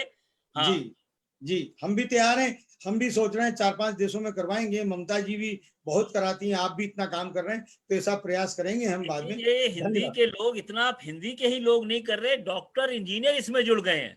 जी, अनु जी, भार्गव जी ने कवि सम्मेलन, पूरा विश्व जानता है अनु भार्गव जी को। रेखा राजवंशी जी की कविताएं और गजल पूरे उसमें होते हैं। वंदना मुकेश आपके साथ बैठी हुई हैं। इस तरह से लगातार अगर जब हम काम करेंगे तो लोगों के बीच कहीं ना कहीं बहुत अच्छा संदेश पहुंचेगा। हम कार्यक्रम के अंत में घोषणा भी करेंगे, जो 26 को कर रहे हैं नाम कार्यक्रम, उसमें अमेरिका के विद्वान लोग हैं, तो वो मैं बाद में घोषणा करूंगा उस बात की। अब मैं धन्यवाद डॉक्टर साहब। अमेरिका में, कैलिफोर्निया में वो बहुत काम कर रही है वहां पर ये करने की। जी, जी, आपका भी सहयोग लेंगे उसमें। अब मैं धन्यवाद सर, अब मैं निवेदन करूंगा डॉक्टर जवाहर कर्नावाट साहब से। आइए डॉक्टर साहब, अपने विचार रखिए। नमस्कार केशव जी। नमस्कार। अभी मैंने पिछले वक्ताओं के विचार, आवाज नहीं आ रही। जवाहर जी आपकी आवाज नहीं आ रही। हेलो, आपका माइक म्यूट है जवाहर जी। आवाज जवाहर साहब, आवाज नहीं आ रही आपकी। डॉक्टर साहब आवाज नहीं आ रही। डॉक्टर साहब, जवाहर जी। सर वहाँ नेट की कुछ आई थिंक समस्या चलिए, है। आप आगे ले लीजिए, दोबारा उन्हें रिपीट कर सकते। अब हम डॉक्टर मृदुला कीर्ति जी। केशव जी मेरी आवाज सुन पा रहे हैं? हाँ, मैं अगले वक्ता को आमंत्रित कर रहा हूँ। डॉक्टर मृदुल कीर्ति, मेलबोर्न ऑस्ट्रेलिया। कीर्ति जी, स्वागत है आपका, अपने विचार व्यक्त कीजिए। धन्यवाद। नमस्कार जी। नमस्कार। और ये भाषाई वैश्विक मंच पर सभी शुद्ध बुद्ध प्रबुद्ध विद्वानों को मेरा नमन। और भाषा के संदर्भ में एक छोटा सा, मैं भाषा को थोड़ा सा परिभाषित करती हुई चलूं कि भाषा व्यक्तायाम वाची, भाषा वो है जिसे हम बोलकर व्यक्त करते हैं। और भाषा वस्तुतः केवल एक बोलने तक ही सीमित नहीं है। इसमें हमारी सभ्यता, संस्कृति और संस्कार, एक भाषा, तीनों में ही तीनों चीजें समाहित होती हैं। और अभी जो मैंने ये सारे वक्तव्य सुने, इनको मैं बहुत गहराई से सुन रही थी, तो उसमें मैंने यही अंदर अंदर सोच रही थी कि भोजन ना मिले तो मानव मर जाता है, और संस्कार न मिले तो मानवता मर जाती है, और अगर भाषा ना हो किसी राष्ट्र की तो उसकी संप्रभुता जो है विघटित हो जाती है, मर जाती है। तो भाषा की संप्रभुता के आधार पर यहाँ पर जो कई देश विदेश के जो अनुभव थी, उनके आधार पर मैं सोच रही थी कि कारण क्या है। उसका कारण मैं ये बताना चाहती हूँ कि अगर मनोवैज्ञानिक रूप में जाओ तो जीवन में दो प्रबल सबलताएं और दो कमजोरियां होती हैं। मतलब जैसे हम ईश्वर की भी पूजा करते हैं तो किस लिए करते हैं कि हम कहते हैं भय और लालच दो ऐसे तथ्य हैं जिससे आदमी संप्रेषित होता है। तो भय, ये नहीं करोगे तो ईश्वर ऐसा कर देगा, पूजा करते हैं। लालच, ये करो तो ये मिल जाएगा, पूजा करते हैं। ऐसे ही इसी हम मनोविज्ञान को अगर अपनी भाषा से जोड़ते हैं तो अगर हिंदी नहीं करोगे तो तुम्हारा ये काम नहीं होगा, तुम्हें उस जगह नौकरी नहीं मिलेगी, या हिंदी करोगे तो इतने उच्च पद पर चले जाओगे। तो अर्थात अर्थ का लालच और भय दोनों ही जोड़ेंगे तब हिंदी का विकास होगा, ऐसा मेरा कहना है, ऐसा मेरी मान्यता है। जब तक आर्थिक उससे नहीं जोड़ेंगे तब तक हिंदी का विकास जो है मतलब ऐसे ही हम सम्मेलन करेंगे लेकिन एक प्रोत्साहन अंदर से नहीं मिलेगा। और जैसा किसी बहन ने अभी कहा था, मैं नाम लिखना, वंदना जी ने ये कहा था कि ऐसे मैं एयरपोर्ट पे मिली तो ये सब हुआ, तो वो स्थिति है भारत में। तो अभी जो आपके शीर्षक है कि हिंदी में विदेश और विदेश में हिंदी, जो विदेश, जो हम भारत में हिंदी की यही दशा है। और इसको अगर हम सच कहें तो हिंदी जो है गांव वालों ने बचा रखी है। हम शहरों वालों को तो बोलने में भी लाज आती है, और गांव वाले ने ही राम राम कह के हिंदी को बचा रखा है। और एक और पक्ष है कि योग में ये सब शिक्षा का तो है ही, लेकिन इस समय जो है योग ने हिंदी को काफी प्रोत्साहन दिया है।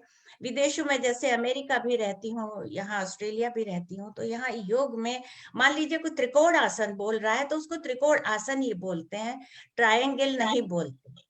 तो इस तरह जो है योग का बहुत योगदान है इस समय, बहुत लोगों को जिज्ञासा योग के प्रति है।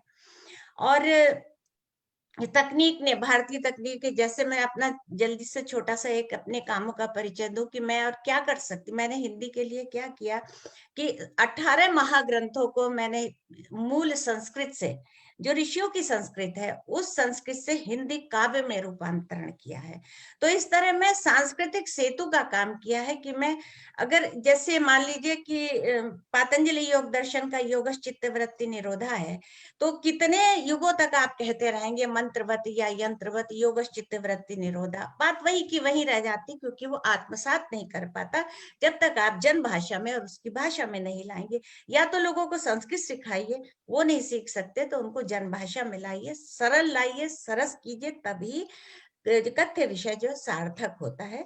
तो इस तरह मान लीजिए मैं बात के संदर्भ में एक बात कहती चलो कि योगश चित्त वृत्ति निरोधा, ये इस पूरे ग्रंथ का मैंने काव्य में चौपाई छंद में अनुवाद किया। तो हिंदी के लिए ये योगदान के रूप में आपको सुना रही हूँ, हालांकि संदर्भित नहीं है लेकिन सुना रही हूँ कि जेहि पल थमहि चित्त चंचलता, चित्त वृत्तियन सकल चपलता, मन संयम अरुचित्त निरोधा, तिनहि योग रित सत्य प्रबोधा। इस तरह जो है वेद, उपनिषद, ईश, केन, कठ, प्रश्न, मुंडक, मांडुक्य, ऐतरेय, तैतृय, श्वेताक्षर, भगवद गीता, अष्टावक्र गीता, पातंजलि योग दर्शन, शंकराचार्य का विवेक चूड़ामणि, 18 ग्रंथों को मैं संस्कृत से, यही कह सकती हूँ मैं हिंदी के प्रति मैंने यही छोटे आ से लेके आर्ष ग्रंथों तक काम किया। और छोटे आ का जो दर्शन मैं आपको बताती हूँ, उसमें इंग्लिश के जो वर्ण है, जैसे जो सब एबीसीडी वो जानते हैं एबीसीडी, तो उन्हीं के आधार पर मैं हिंदी लिखना 15 दिन में सिखा देती हूँ बच्चों को। कुछ इस तरीके से करती हूँ, मान लीजिए छोटी ई बनाना है, वो थोड़ा कठिन होता है, तो मैं पहले कहती हूँ टी बनाओ, टी को अब पेन मत उठाओ, बिना उठाए ही उसमें एस बना दो, एस बना दो, उसकी टेल बना दो, छोटी ई बन जाता है। तो खेल खेल में सब सीख जाते हैं। तो इस तरह मैं इंग्लिश के शब्दों के आधार पर बच्चों को अमेरिका में भी और ऑस्ट्रेलिया में भी हिंदी सिखाती हूँ। और ये मेरा सांस्कृतिक और अक्षरों के प्रति, एक हिंदी के प्रति योगदान है। और इसके अलावा जो एक नैतिक प्रलय आज विश्व में आया हुआ है, और कम से कम भारत में तो बहुत ही ज्यादा नैतिकता का ह्रास हो रहा है, तो उस संदर्भ में हमारे भारतीय ग्रंथों की जो नैतिकता के मूल हमारे शिक्षाएं हैं, वो लोगों तक लाने के लिए मैंने हिंदी में लिखने का ये प्रयास किया है। और इन्हीं शब्दों के साथ मैं अपना प्रार्थना करती हूँ। धन्यवाद। धन्यवाद, शायद हो गया है। धन्यवाद कीर्ति जी, धन्यवाद आपको। अब मैं निवेदन करूंगा वरिष्ठ साहित्यकार तेजेंद्र शर्मा जी से, जिन्हें पूरी दुनिया ही जानती है और भारत में भी उनके इतने जबरदस्त प्रशंसक हैं, उनके साहित्य को खूब पढ़ते हैं। और जैसे हमने उनका परिचय डाला तो कईयों ने ऐसी प्रतिक्रिया आई कि सर आपको तो सुनना ही है हमको। और जब वो भारत में 2-3 दिन के लिए आते हैं तो पूरा इतना व्यस्त उनका कार्यक्रम रहता है, और विश्व में जहां तक हर साहित्यकार उनको जानता है, उनका बहुत सम्मान करता है। तो डॉक्टर साहब आपका स्वागत है, आइए। केशव जी, अभी तेजेंद्र जी जुड़ नहीं पाए, तो मैं वर्कआउट कर रहा हूँ। आप अगले आप अगले वक्ता जी को ले लीजिए, मैं वर्कआउट कर रहा हूँ। Doctor Rameshwar ji, doctor Rameshwar ji, hello जी नमस्कार। डॉक्टर रामेश्वर सिंह जी, रूस। हेलो, हमारे आ गए डॉक्टर रामेश्वर सिंह, हाँ रूस से हैं। डॉक्टर साहब आपका स्वागत है। डॉक्टर रामेश्वर जी रूस से हैं, आपका स्वागत है, आइए। सभी विद्वानों को और विशेषकर विश्व हिंदी अकादमी मुंबई, आबिर एंटरटेनमेंट के बहुत बहुत धन्यवाद देना चाहता हूं कि इस तरीके का अंतर्राष्ट्रीय संवाद का जो आयोजन किया है, ऑलमोस्ट पूरे दुनिया को एक साथ एक मंच पर बैठाया है। इसके लिए मैं विशेषकर केशव राय जी को बहुत बहुत धन्यवाद देता हूं, जो उन्होंने रूस को भी जोड़ा, हमको भी जोड़ा। धन्यवाद। इसी के साथ मैं ये कहना चाहता हूं, यहाँ पर काफी बड़े विद्वान, सारे सब विद्वान हैं हिंदी के। हम विद्वान तो नहीं हैं, हम अवधी हैं, अवधवासी हैं और अवध के लोग हैं, तो इसका मतलब हिंदी हमारे जन में है, हमारे खून में है। तो मैं करीब 40 साल से मॉस्को में रह रहा हूँ। यहाँ पर हमारा पाठन पठन हुआ, वो भी रशियन में हुआ। तो मैं डॉक्टरेट हूँ रशियन लिटरेचर में, लेकिन हिंदी से इतना प्यार है कि हमने चाहा कि कुछ न कुछ हिंदी के लिए यहाँ पर रशिया में, रूस में कुछ किया जाए।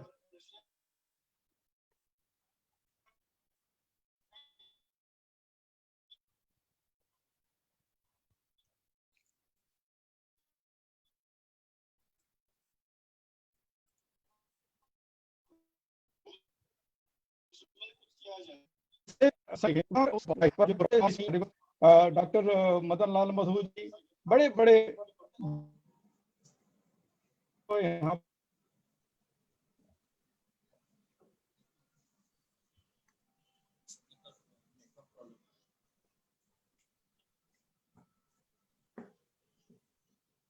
हेलो,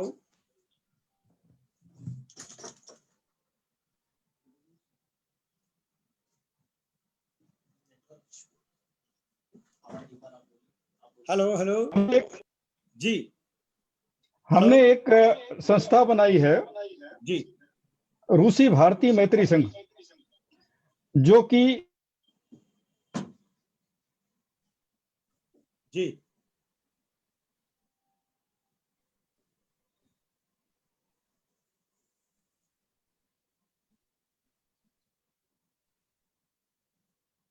तो हिंदी, रशियन और इंग्लिश तीनों में है। जी, खान पान की कुछ किताबें और 4 in 1, अभी 3 in 1 है, 4 in 1 आ गई है, जो डिक्शनरी है जिसको अनिल जी ने बनाया है पटियाला से, सुशील जी ने मार्गदर्शन दिया है, हम लोगों ने इसमें थोड़ी मदद की है। तो इसमें पंजाबी, हिंदी, इंग्लिश और रशियन का बहुत ही महत्वपूर्ण किताब है। अभी इसके पहले डॉक्टर वंदना जी और ममता जी और रेखा जी का सबके जो हमने संवाद सुना, बिल्कुल सही कह रही हैं। विदेशों में हिंदी के लिए बहुत ही ज्यादा इज्जत है जितना कि भारत में। पहले तो हमको खुद को कॉन्फिडेंस होना चाहिए कि नहीं, हम जो है हिंदी भाषी हैं, हमको शर्म नहीं आनी चाहिए। अगर हम तो अब रशिया की बात कहेंगे, एक रशियन जो है वो हर जगह, हर प्लेटफॉर्म पर वो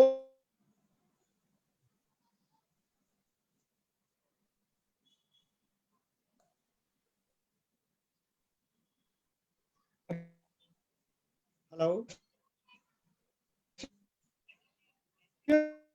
हेलो में बात करता है। हेलो जी, तो उससे हम शर्माते हैं हिंदी में बात करने के लिए। तो इसलिए जो है हमको ये सब छोड़ करके हमको इंडिया में, भारत में बहुत बड़ा काम करना है हिंदी के लिए, सबको समझाना है। अब यहाँ पर तमाम प्लेटफॉर्म पे जब हम बात करते हैं तो हमारे जो रूसी हिंदी के बोलने वाले लोग हैं, कहते हैं अब मैं क्या करूं, हिंदी पढ़ लिया तो हमको कोई जॉब नहीं दे रहा है, सबको इंग्लिश चाहिए। इवन जो इंडियन फर्म में हमने एक पोर्टल बनाया कि उनको कैसे जॉब दी जाए, कैसे उनके लिए जॉब खोजी जाए। तो आज की डेट में फिर से भारतीय संस्कृति, हिंदी का बहुत ही अच्छी तरह से प्रचार प्रसार हो रहा है। यहाँ पर करीब 5 यूनिवर्सिटीज हैं, Moscow state university, Moscow humanity university, Saint Petersburg university and Vladivostok, और एक आर्मी कॉलेज है वहां पर हिंदी जो MA एंड PhD तक करवाई जाती है वहां पर। और इनके जो अध्यापक हैं जो काम किए हैं हिंदी में, उनके लिए हमने कहा उनको भी कुछ देना है। वो करीब 70 साल के हैं, 65 साल के हैं। तो अगर भारत सरकार नहीं कर रही है तो हम लोगों की जिम्मेदारी है। तो हमने 2 अवार्ड चालू किया जो महामहिम राजदूत महोदय के कर कमलों से दिलवाते हैं विश्व हिंदी दिवस के दिन। एक हिंदी सेवा सम्मान, एक हिंदी मित्र सम्मान। तो जिससे एक जागरूकता बढ़ती है, लोगों के एक उनको प्रसन्नता होती है कि उनके काम को रिकॉग्नाइज किया गया। तो ये काम, ये प्रचार प्रसार हम कर रहे हैं। हम लोग हमारे जैसे लोग, हम लोग प्रचार कर रहे हैं हिंदी का, और आप जो विद्वान हैं और प्रचार भी कर रहे हैं, इसलिए आप लोगों को मैं बहुत बहुत प्रणाम करता हूं। और आप लोग मार्गदर्शन करते रहें। और रूस में जैसे रूस खुलेगा, हमने 3 यहाँ पर जो है सेमिनार करवाए, इंटरनेशनल सेमिनार करवाए, जो भारत से लोग आए यहाँ पर। तो इस साल अब कोविड-19 के नाते सब सारी चीजें बंद हो गई, तो मेरे ख्याल से जल्दी ही सब खुलेंगे। अगले साल हम सब करेंगे, और आप लोगों का मार्गदर्शन चाहिए। और जब भी आप रूस के बारे में कुछ जानना चाहें, रूस आना चाहें, तो जरूर कहें। हम हमेशा जो है आपके साथ हैं। धन्यवाद। और अब मैं और विद्वानों को सुनना चाहता हूँ। नमस्कार डॉक्टर साहब, नमस्कार। अच्छा लगा आपके विचार सुनकर। अब मैं आमंत्रित करना चाहता हूं सुरति रघुनंदन जी, मॉरिशस से हैं। सुरति जी, अपने विचार व्यक्त कीजिए।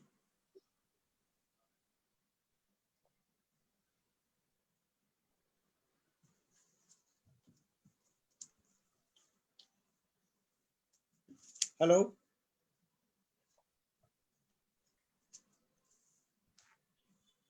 आइए Surati ji. Hello, hello,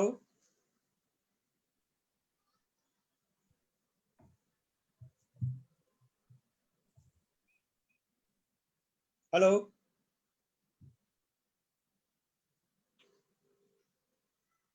sir Jawahar ji का ऑडियो रेडी है, वो इन है पर वो कनेक्ट नहीं हो पा रही। हाँ जी, आ गई है। जवाहर जी रेडी हैं क्या आने के लिए? She is here.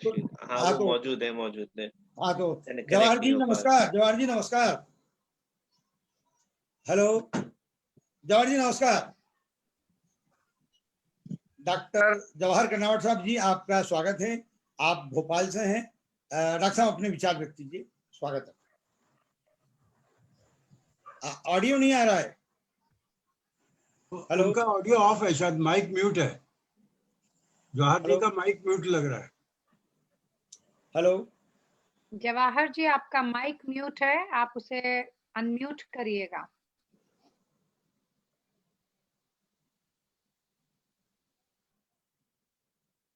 Prashant ji, सुरुति जी को ले लेते हैं, उनको जी आमंत्रित सर, कर लेते हैं। जी बिल्कुल। सुरुति जी नहीं, अभी नमस्कार। अनम्यूट हो गया है सुरुति उनका माइक।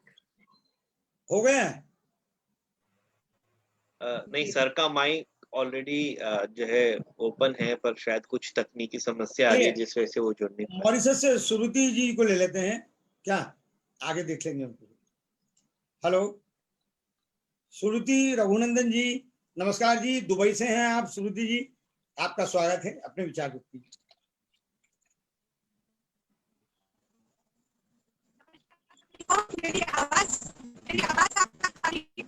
अभी डिस्टर्ब कर रही है आवाज, आप स्पष्ट नहीं है जी। स्वागत है आपका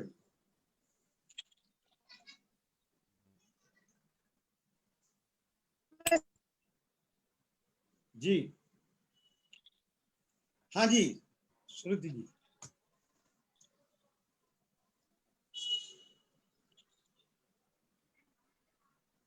हेलो,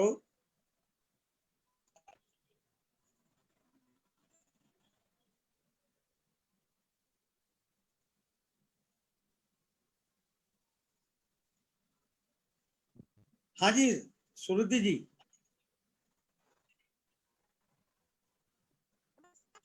मुझे बताएं मेरी आवाज हाँ आ रही है, स्पष्ट नहीं है लेकिन। जी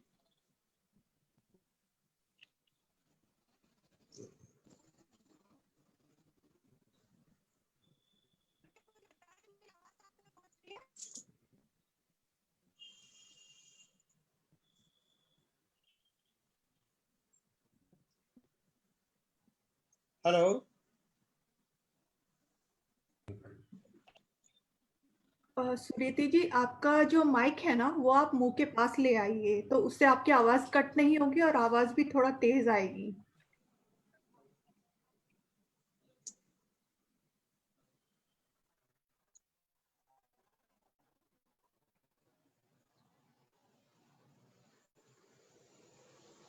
मेरी आवाज आप तक आ रही है? वीडियो कट रहा है जी।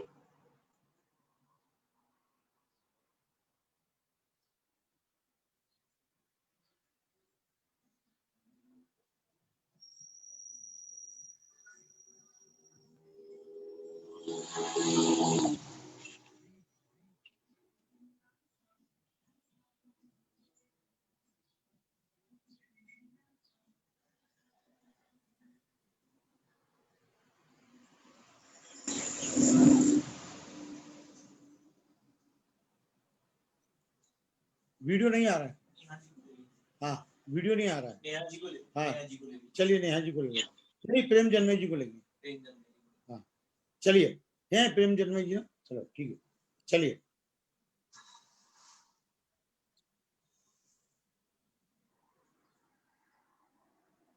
हेलो।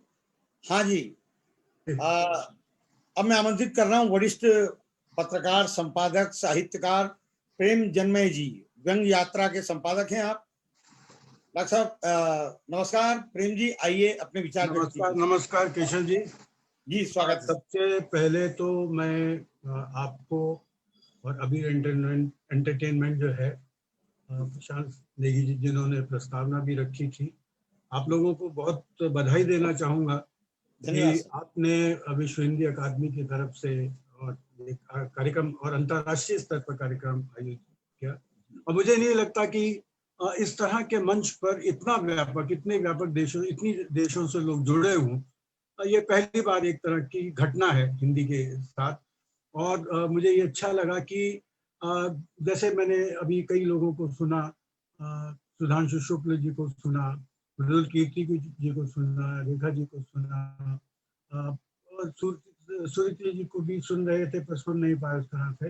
तो इन सबको सुन के मुझे लगा कि जैसे हिंदी के इतने सिपाही अलग अलग जगह पे काम कर रहे हैं और उनकी क्या क्या समस्याएं और किस किस तरह से, अभी रूस से उन्होंने बहुत अच्छी तरह से यहाँ पर बात की थी हमारे रामेश्वर सिंह जी ने, कि किस तरह से वो एक सिपाही की तरह वहाँ पर काम कर रहे हैं, कि वो चाहते हैं कि हिंदी जो है एक अंतर्राष्ट्रीय स्तर पर उसको, और सबकी मुझे लगा एक ही जो लक्ष्य है वो है कि हिंदी को उसका सम्मान मिले।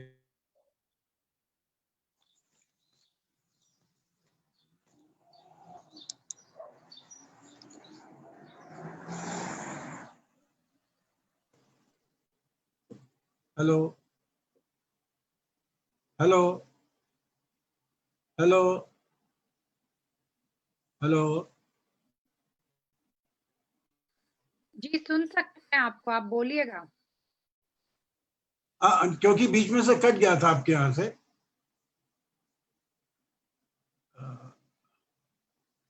जी, तो मैं ये कह रहा था कि जैसे तुलसी ने कहा है कि जाकी रही भावना जैसी, प्रभु मूर्त देखी तिन तैसी, तो इसी तरह से आज हिंदी को देखा गया। और हिंदी पर, और खासकर मैं थोड़ा सा अलग रूप में भी एक बात कहना चाहूंगा कि जब हिंदी दिवस आता है, जो वस्तुतः राजभाषा दिवस है, तो लगभग ये वैसा ही होता है जैसे किसी का जन्मदिन मनाया जाता है और जन्मदिन पे बहुत सारी शुभकामनाएं होती है। और ऐसे ऐसे लोग जो हिंदी का प्रयोग भी नहीं करते हैं, ऐसे ऐसे लोग जो हिंदी को हे दृष्टि से देखते हैं, वो ट्विटर पर आकर और अपना आकाशवाणी से या दूरदर्शन से अलग अलग जगह से माध्यमों से अपनी बधाइयां देते हैं। तो मुझे लगता है कि हिंदी की जो अभी चिंताएं प्रकट की गई हैं, ये हिंदी की चिंताएं सिर्फ हिंदी दिवस पर प्रकट करने वाली नहीं है। ये हिंदी की चिंताएं जो हैं वो प्रतिदिन की चिंता है। और इस समय तो मुझे ये लगता है केशव जी कि जब हम हिंदी पे बातचीत करते हैं, और अगर आपने अंग्रेजी का मुहावरा सुना हो, when there is no cat mouse can play, तो मुझे लगता है इस समय अंग्रेजी नाम की जो कैट है वो 5 स्टार में चली जाती है और हिंदी वाले अपनी बात कर सकते हैं, खेलते रहते हैं। क्या मेरा एक कहना ये है कि हिंदी का जो वैश्विक स्तर है, जिस पर हम लोग अभी बात कर रहे हैं, मैं देश और विदेश की हिंदी की बात आपने कही है, तो हिंदी के वैश्विक स्तर पर लगभग कोई विवाद नहीं करता है। अभी तो सब लोग उसके व्यापक स्वरूप को देख के प्रसन्न ही होते हैं, पर जैसे ही भारत में हिंदी की बात करते हैं तो बहुत सारे सवाल हिंदी के साथ खड़े कर दिए जाते हैं। जैसे हिंदी इतनी कठिन क्यों, जैसे आपके बच्चे अंग्रेजी मीडियम में क्यों पढ़ते हैं, आप हिंदी में क्यों नहीं पढ़ाते, जैसे हिंदी क्यों ला दी जा रही है, जैसे संयुक्त राष्ट्र में हिंदी बोलने से क्या होगा, या जैसे विश्व हिंदी सम्मेलन से क्या लाभ है, राजभाषा कार्यालयों की आवश्यकता क्या है। बहुत सारी चीजें हैं जो खड़ी कर दी जाती हैं, पर विदेशों में अगर आप देखेंगे तो इस तरह के किसी प्रश्न का सामना उनको नहीं करना पड़ता कि भाई क्यों ऐसा हो रहा है। अभी पोलैंड की चर्चा हुई कि किस तरह से विश्वविद्यालयों में हिंदी पढ़ाई जा रही है, मॉरिशस में पढ़ाई जा रही है, पर मेरा एक बात है, वहां पे भी एक बहुत बड़ा सवाल खड़ा होता है। मुझे जहां तक ध्यान है कि आरंभ में शायद वंदना जी ने उस सवाल खड़ा किया था कि जो युवा लोग हैं जो सामने आ रहे हैं, सबसे बड़ा सवाल जो है उनके साथ यही होता है कि जो नए युवा लोग आ रहे हैं उन तक हिंदी की पहुंच कैसे। वो जो जैसे बात की गई थी कि भाई नौकर की भाषा के रूप में कहा जाता है, वो वही नहीं है। हमारे यहाँ पर भी अब आपको मैं कहना चाहूंगा, वंदना जी ने शायद इंग्लैंड से कहा था, अच्छी घटना बताई थी उन्होंने, कि हमारे यहाँ पे भी ये है। हमारे यहाँ आप रिक्शे वाले से हिंदी में बात करेंगे, 5 स्टार होटल में जाएंगे, वहाँ के वेटर से टूटी फूटी अंग्रेजी में बात करेंगे। अगर आपको बताया भी जाएगा कि हवाई जहाज में एयर होस्टेस जो है विभिन्न 2-3 तरह की भाषाएं बोल सकती है, हिंदी भी बोल सकती है, पर अपना रौब गांठने के लिए कि भैया मैं जो है पैसे वाला हूँ और पढ़ा लिखा हूँ, तो आप टूटी फूटी अंग्रेजी में उससे मांगेंगे। और कुछ लोग तो ऐसे भी होते हैं जिनको कुछ चाहिए होता है, पर क्योंकि अंग्रेजी में उसका नाम या ठीक से आ नहीं रहा तो मानते भी नहीं। तो ये इस तरह की चीज है। पर वंदना जी एक बात मैं बताना चाहूंगा कि ये अलग अलग स्थितियां हैं। मतलब हिंदी की जैसे मैंने अलग अलग, जैसे प्रभु मूर्ति, वैसे हिंदी की अलग अलग मूर्त है, अलग अलग तरह की तस्वीरें हैं उसकी। अब उन्होंने बताया कि वहां की घटना, और मुझे लगता है कि जैसे ट्रिनिडाड जहाँ पे मैं रहा, वहां की एक घटना सुनाऊं कि हिंदी के प्रति कैसा प्रेम है। हिंदी उनके लिए अस्मिता है, उनके लिए जो है एक तरह से पवित्र गंगा जल है जिसको वो रखना चाहते हैं। तो वहां की घटना सुना रहा हूँ। मैं और मेरी पत्नी एक मॉल में जा रहे थे, उतनी देर में एक लड़की आई हमारे पास, हम दोनों हिंदी में बात कर रहे थे। वो बोली कि you are saying something in Hindi amongst yourself. मैंने कहा, तो मैंने कहती है कि say something for me in Hindi. तो मैंने कहा व्हाट्स योर नेम, तो बोली सुंदरी। तो मैंने कहा you are from Indian origin, yes I am Indian origin. तो मैंने उससे कहा सुंदरी तुम बहुत सुंदर हो। तो वो एकदम बहुत अच्छा लगा, कहती से इट अगेन। तो उसने मैंने फिर कहा, कहती है, तो मैंने कहा सुंदरी तुम बहुत सुंदर हो। तो उसको रटती हुई गई, मतलब उसको इतना अच्छा लगा कि मैं हिंदी में कुछ बात कर सकती हूँ या हिंदी में।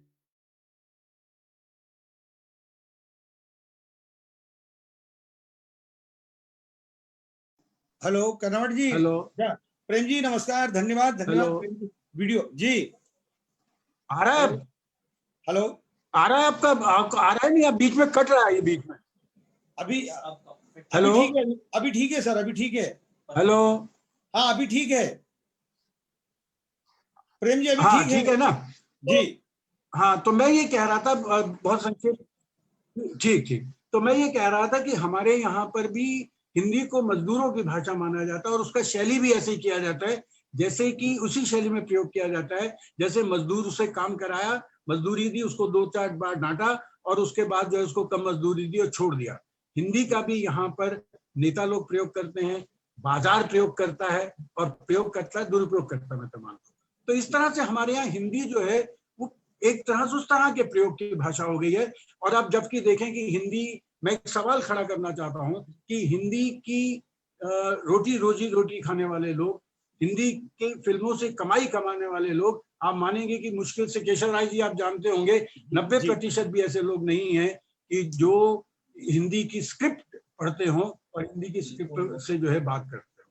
और दूसरी बात आखिर में मैं कहना चाहूंगा, हमारे यहाँ बहुत कहा जाता है कि साहित्यकार जो है वो समाज के आगे चलने वाली मशाल है और वो रास्ता दिखाता है, समाज को रास्ता दिखाता है। पर साहित्यकार की स्थिति क्या है हम जानते हैं। पहले एक समय था कि साहित्यकार को सम्मान दिया जाता था, कालिदास के समय में दिया जाता था, पर आज स्थिति क्या है कि साहित्यकार को वो सम्मान नहीं है जो सम्मान मिलना चाहिए। पीछे मैं एक बार यूके में ही गया था, स्टैनफोर्ड अपॉन एवन में वहाँ की यात्रा की थी हम लोगों ने। तो आईसीएसई और उस समय यूके हिंदी समिति और लंदन उच्चायोग के सहयोग से बुलाया गया था हमें। तो वहां जाके मैंने देखा कि वहां पे किस तरह से शेक्सपियर का सम्मान है।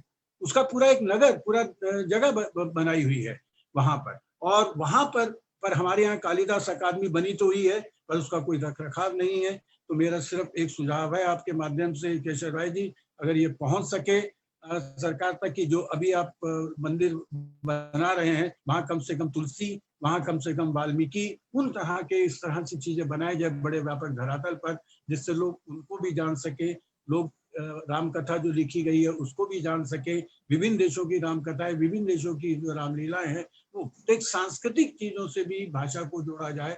बहुत सारे सवाल हैं देश के और विदेश के। मुझे लगता है कि काफी समय हो गया केशव जी। जी 1-2 मिनट और है। हाँ 2 मिनट है। तो मेरा ये कहना है तो मेरा ये कहना है कि आपने जो ये प्रश्न रखा है, प्रश्न मैं इसे कहूंगा, जो विचार हम लोग कर रहे हैं कि देश और विदेश की हिंदी, तो दोनों को अलग अलग रूप से नहीं देख सकते। और जो ये कहा जाता है कि हिंदी के लिए हम लोग, एक सूरदास ने, वल्लभाचार्य ने एक बार सूरदास से कहा था, जब सूरदास जो है वो विनय के पद गाया करते थे, तो उन्होंने कहा था सूर्य हो के काहे घिघियात हो। तो हम लोग जो है हिंदी के लोग जो है शूरवीर हैं। हमारा एक, आप समझ लीजिए कि हिंदी का बहुत बड़ा राष्ट्र है। मैंने एक किताब अभी लिखी है, हिंदी का राष्ट्र, राष्ट्र की हिंदी। तो उसमें मैंने बताया कि हिंदी का राष्ट्र वो है, जैसे अंग्रेजों के राज्य में कभी सूर्य नहीं डूबता था, ऐसे हिंदी का सूर्य कभी नहीं डूबता है।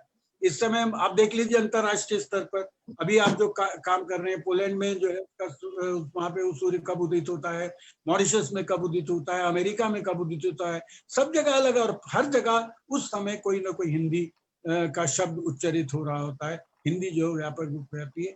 तो अगर हम अपने ऊपर, मतलब हमें जब तक हम हिंदी को सम्मान नहीं देंगे, और दूसरी बात यह है कि हमारे यहाँ पे हिंदी को अभियान के रूप में चलाया जाता है। अभी एक बात की थी संस्कार की, कि आप जो है उसको अभियान के रूप में चलाते हैं, जैसे स्वच्छता अभियान चलाया जाता है। स्वच्छता अभियान में आप झाड़ू पकड़ कर फोटो खिंचवा लेते हैं, पर जो स्वच्छता आपके यहाँ प्रतिदिन करता है, जो स्वच्छ करता है आपके सारे परिवेश को, जो झाड़ू लेकर रोज सुबह आ जाता है, उसको आप अछूत मानते हैं। और यही व्यवहार मुझे लगता है वो हिंदी के साथ होता है। हम अगर जब तक हिंदी का संस्कार नहीं देंगे, बहुत बातें हो रही थी मतलब बच्चों को लेकर भी, तो हमें हिंदी का कम से कम एक संस्कार देना होगा।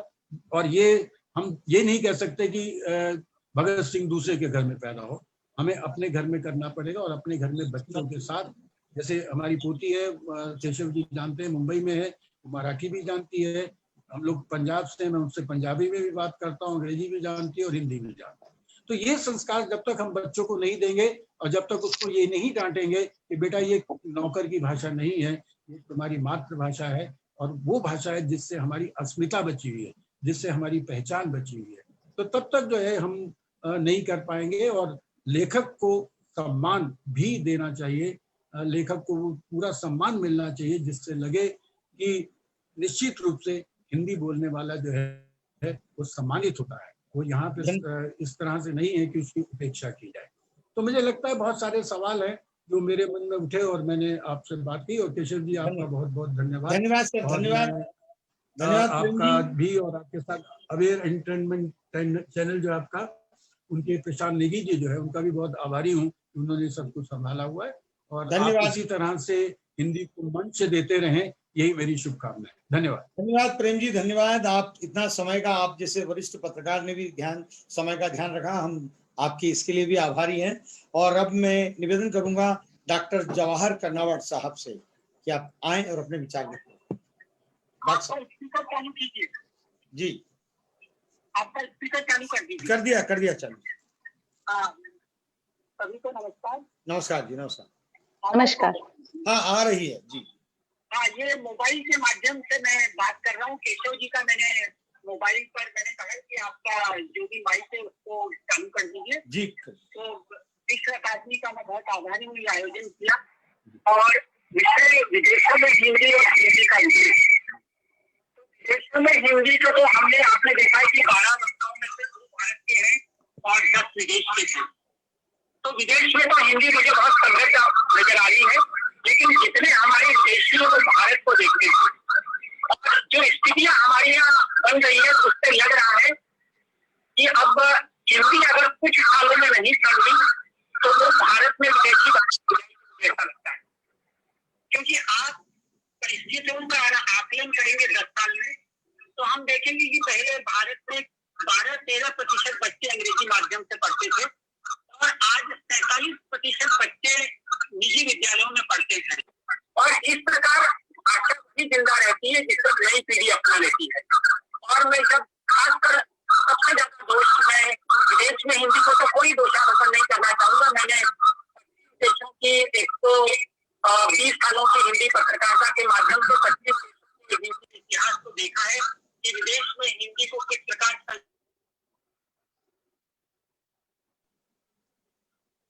वो देश मैं देख रहा हूँ कि वो देश है जो गिरमिटिया देश है, वो देश है जो यूरोप और अमेरिका की देश है कि वहाँ किस तरह हिंदी स्थापित हुई पिछले 100 सालों में। हाथ से लेकर हिंदी की पत्रिकाएं निकाली गई और इसके अलावा भी किस तरह संघर्ष के साथ उन्होंने हिंदी को स्थापित किया, क्योंकि वो अगर आगे बढ़े हैं तो हिंदी को लेकर बढ़े हैं, वो अगर आगे बढ़े हैं तो रामायण और हनुमान चालीसा के माध्यम से स्थापित किया है। लेकिन ये सब देश भारत की ओर देखते हैं और मैं खासकर सबसे ज्यादा मैंने अभी एक लेख लिखा था हिंदी को छला हिंदी वालों ने। हिंदी प्रदेश जो हमारे लगभग 50 करोड़ से ज्यादा लोग हैं, वो व्यक्ति अपना परिचय पत्र अंग्रेजी में छपवाता है, अपने घर की जो बाहर नाम पट्टिका है वो अंग्रेजी में लगाता है, अपने बच्चों की शादी की पत्रिकाएं अंग्रेजी में छपाता है। यहाँ पर अंग्रेजी माध्यम कहाँ आ आता है? तो हमारी जो भारतीयों की जो हिंदी जो विदेश में जो बात कही गई, तो ये विदेश हिंदी का विदेश भारत में ज्यादा बन रहा है, उसको ज्यादा से ज्यादा हमें हटाने की जरूरत है। और खासकर अभी जो नई शिक्षा नीति आई है, लेकिन उसमें भी मैं कहना चाहता हूँ बहुत बात की जा रही है हिंदी भारतीय भाषा, लेकिन कहीं भी अनिवार्यता नहीं रखी गई है, सब जगह ऐच्छिक रखा गया है।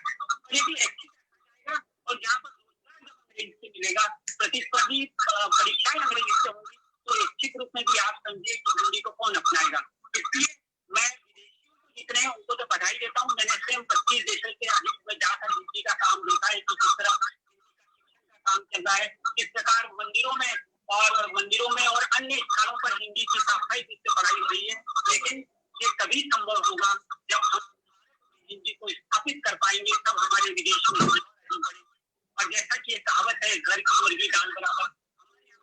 मातृभाषा हिंदी, वो समझते हैं कि मातृभाषा तो हिंदी पढ़ी लेंगे। और ये भी हमने पाया है अगर उसके बाद अगर दूसरी भाषा का विकल्प दिया जाता है तो वो हिंदी संस्कृत के बजाय आजकल जर्मनी ले लेता है, फ्रेंच ले लेता है। ये प्रचलन में हमारे यहाँ बहुत बड़ा है अगर विकल्प के रूप में दिया जाता है।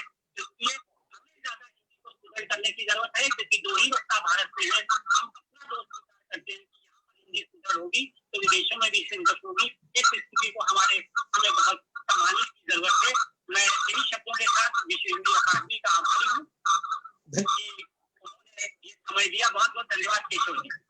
धन्यवाद जवाहर जी, धन्यवाद। अब मैं निवेदन करूंगा वरिष्ठ साहित्यकार तेजेंद्र शर्मा जी से। तेजेंद्र जी आ चुके हैं।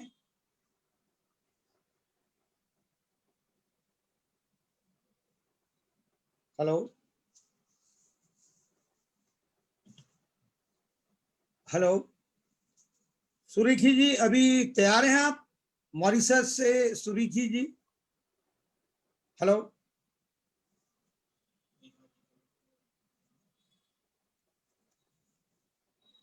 हेलो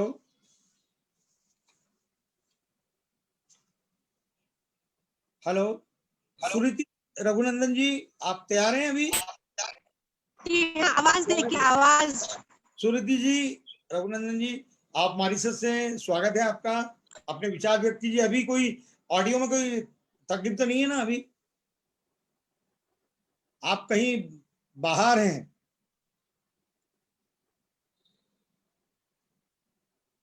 आवाज आवाज नहीं आ रही अभी भी? आवाज आ रही है? अब आ रही है, अब आ रही है जी, बताइए सर जी, व्यक्त करें अपने विचार। नमस्कार सभी को। नमस्कार, नमस्कार, स्वागत है। भारत भूमि को नमन करती हूँ तथा मेरे सभी अपनों को अभिवादन। विश्व हिंदी अकादमी मुंबई तथा अबीर एंटरटेनमेंट्स की आभारी हूँ कि मुझे अपने विचार व्यक्त करने का अवसर प्रदान किया। जैसा कि शीर्षक बहुत ही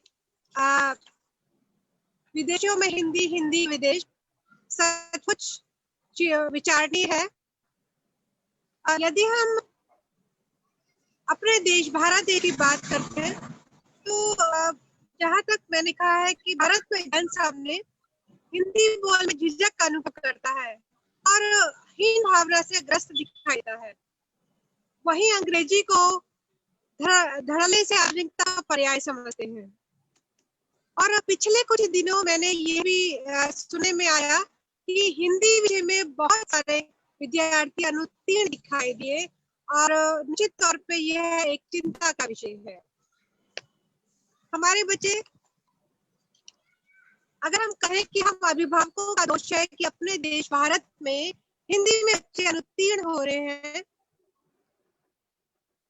तो ये हमारे लिए एक चेतावनी है कि हम अपने बच्चों को हिंदी से जोड़ें, ना कि फैशन की दौड़ में अगर हम अंग्रेजी के पीछे भागे। कोई भी भाषा बुरी नहीं है, सभी भाषाओं का हम सम्मान करते हैं और इसीलिए मैं हिंदी के लिए हिंदी साथ साथ अभिभावकों से यह निवेदन करती हूँ कि अपने बच्चों को हिंदी से जोड़ के रखें और हिंदी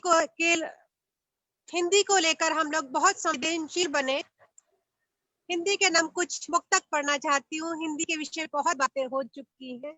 अपनी रचनाओं के माध्यम से मैं यह बताना चाहती हूँ कि जहाँ हम विश्व में हिंदी को संभाल रहे हैं, अगर मॉरिशस की बात करूं तो यहाँ बैठकाओं से लेकर आज हम विश्व हिंदी सचिवालय तक की यात्रा पूरी कर सके हैं और ये बहुत ही सुखद विषय है। हिंदी का भविष्य बहुत स्वर्ण है। हिंदी के नाम कुछ मुक्तक और कविताओं के दुख। आवाज आ पा रही है? जी आ रही है।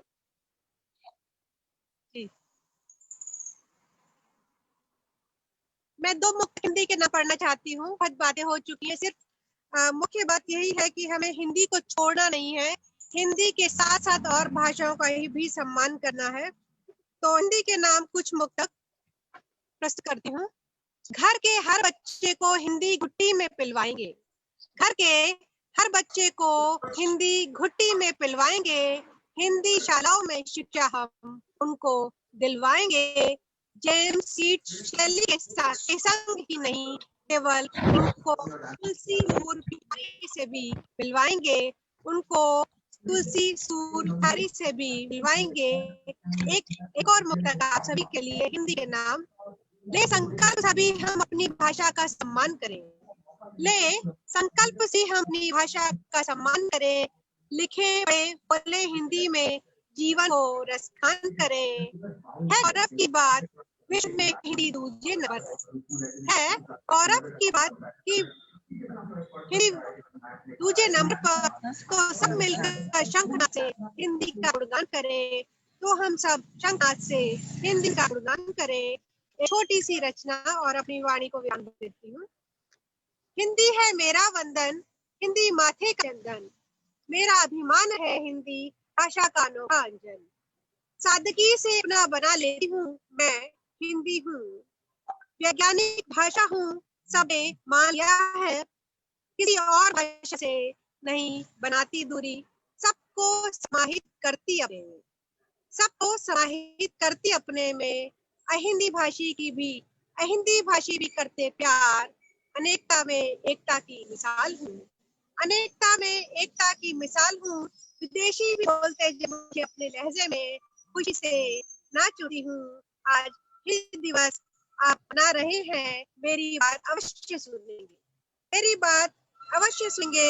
हिंदी भाषी होकर से दूरी मत बनाओ, हिंदी भाषी होकर मुझसे दूरी मत बनाओ, अपने बच्चों को मुझसे मिलवाओ, हिंदी के मधुर गीत सिखाओ, संस्कृति को अपनी करते प्यार, संस्कृति को करते प्यार, निज भाषा का निज भाषा का पहनो हार, हिंदी को घर घर पहुंचाओ, हिंदी को सबसे मिलवाओ, हिंदी में रुचि जागृत करो, हिंदी की ध्वजा फहराओ, झिझक के आवरण खोलो, झिझक के आवरण खोलो, हिंदी बोलो, विषय बोलो, हिंदी बोलो, विषय बोलो।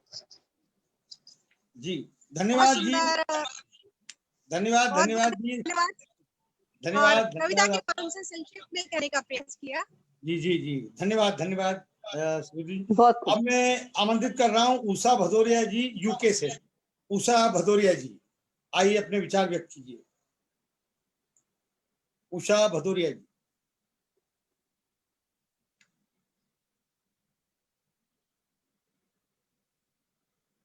हेलो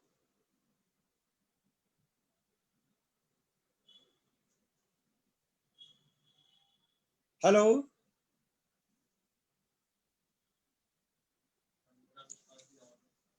वहां गई उषा जी नहीं है तो हेलो। हाँ सर आ गए। जी अपने विचार व्यक्त कीजिए। नमस्कार, स्वागत है आपका। हाँ सर।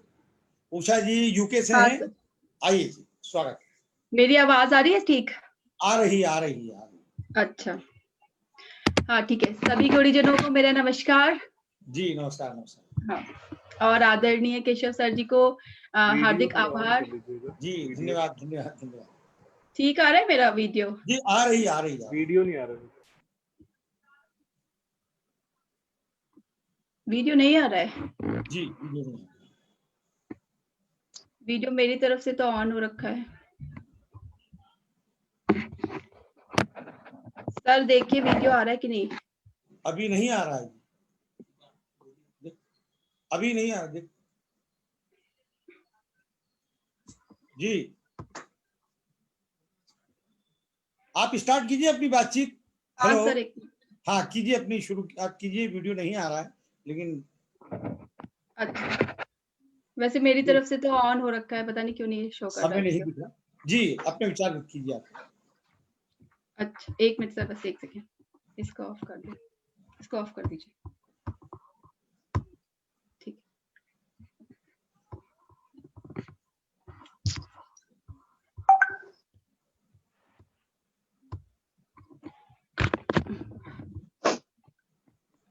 अभी सॉरी सर। अभी आया, स्वागत है आपका। हाँ ठीक है। जी जी हाँ ठीक है सर। आप सभी को मेरा नमस्ते। और मेरा नाम उषा भदौरिया है। इस समय लंदन में रहते हैं हम, और वैसे मेरा स्थायी निवास दिल्ली से है। तो अपने विचार व्यक्त करने से पहले एक गीत से शुरुआत करेंगे, 2 पंक्ति जो मेरी फेवरेट है और शायद सबकी पसंदीदा होंगी। तो है प्रीत जहाँ की रीत सदा, है प्रीत जहाँ की रीत सदा, मैं गीत वहाँ के गाती हूँ, भारत की रहने वाली हूँ, भारत की बात सुनाती हूँ। तो आज के विषय पर जब हम बोलेंगे तो इसमें है कि हम भारत के वासी हैं और हिंदी हमारी पहचान है।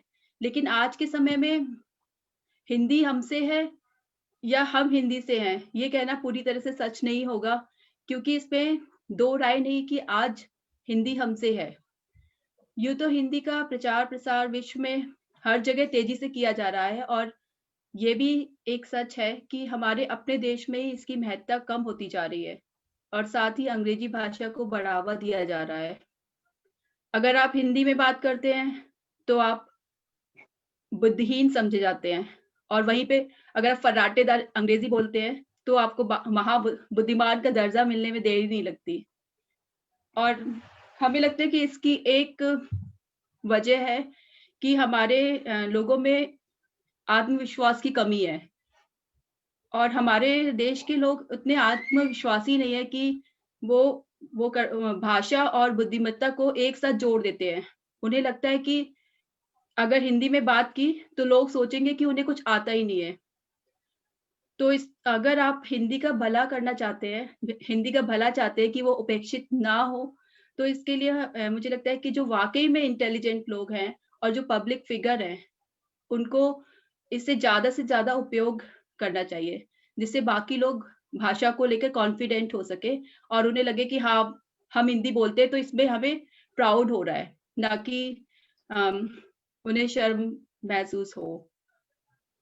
और ये मैं कहूंगी कि सोशल मीडिया ने इस हिंदी के प्रचार प्रसार में काफी योगदान दिया है और इंटरनेट की वजह से अब काफी एक बड़ा युवा वर्ग जो है वो हिंदी से जुड़ता जा रहा है। उन्हें इंटरनेट पर आराम से हिंदी लेख साहित्य उपलब्ध है, जिससे कि हिंदी में उनकी रुचि बढ़ रही है, हिंदी पढ़ने में। और इसके साथ ही साहित्य का दायरा भी बढ़ा है, लेखन आदि के लिए लोगों को मंच भी मिला है। जैसे कि उदाहरण के लिए फेसबुक पर बहुत सारे ग्रुप्स होते हैं लेखन के और साहित्य के, तो उनसे जुड़कर काफी लोगों ने लिखना शुरू किया है, जिसमें कि एक मेरा भी उदाहरण है। और फेसबुक के समूहों से जुड़ने के बाद, उनके रचनाकारों को पढ़ने के बाद, जब पढ़ते पढ़ते एक बार लिखा और लोगों ने सराहा, तो एक अलग ही पहचान बनी। और इसमें कोई मेहनत भी नहीं लगी, क्योंकि हिंदी भाषा हमारी अपनी भाषा है, तो ये बहुत आसानी से काम हुआ। और जब लोगों ने एक लघु कथाकार के रूप में सराहा तो बहुत अच्छा लगा। और इंटरनेट के अलावा हिंदी सिनेमा की बात करें तो हिंदी सिनेमा ने भी काफी योगदान दिया है, क्योंकि हिंदी मूवीज और हिंदी सॉन्ग्स विश्व के सभी कोने कोने में लोग देखना और सुनना पसंद करते हैं। और कई सारी मूवीज का दूसरी भाषाओं में भी अनुवाद किया गया है, जिससे कि ज्यादा से ज्यादा लोग उन्हें देखें और सुने। और इसके साथ नेटफ्लिक्स और अमेजन वीडियो, इन सब में जो सीरीज लोगों के बीच में हिंदी सीरीज और डॉक्यूमेंट्रीज प्रसारित की है, उनसे युवाओं में खास तौर से हिंदी प्रेम जागा है। अगर हम ब्रिटेन में हिंदी की बात करें तो यहाँ पे समय समय पर बहुत सारे आयोजन होते रहते हैं, और इसके लिए हिंदी एवं संस्कृति अधिकारी आदरणीय तरुण सर को बहुत बहुत मेरा धन्यवाद, क्योंकि वो बहुत मेहनत करते हैं इन सारे आयोजनों को करवाने के लिए। और जब इन सब आयोजनों में हिस्सा बनने का अवसर मिलता है तो एक बहुत ही गर्व सा महसूस होता है। और इसके साथ ही यहाँ पर साहित्यिक गुरुजनों द्वारा उनके साहित्य लेखन से भी योगदान काफी किया जा रहा है और सराहनीय है। साथ में कविता पाठ और बच्चों की लेखन प्रतिस्पर्धाएं, सांस्कृतिक कार्यक्रम, ये सब होता रहता है। इन आयोजनों का प्रसारण होता रहता है यहाँ पे, और एक उच्च स्तरों पर इन आयोजनों में सम्मिलित भी होने का अवसर मिलता है। और एक पत्रिका है पूर्वाई पत्रिका कथा युग के, जो आदरणीय तेजेंद्र सर के संपादन में होती है।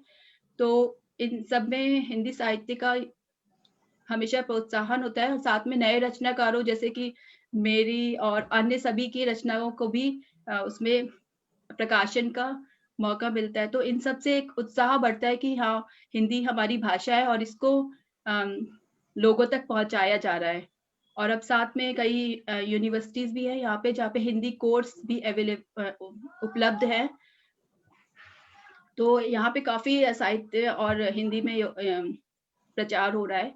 साथ में हम यहाँ पे बोलेंगे कि यहाँ पे हिंदी भाषी इस एरिया में कम है, लेकिन जब भी कोई मिलता है तो हिंदी बोलने वाला, तो दिल बहुत खुश हो जाता है।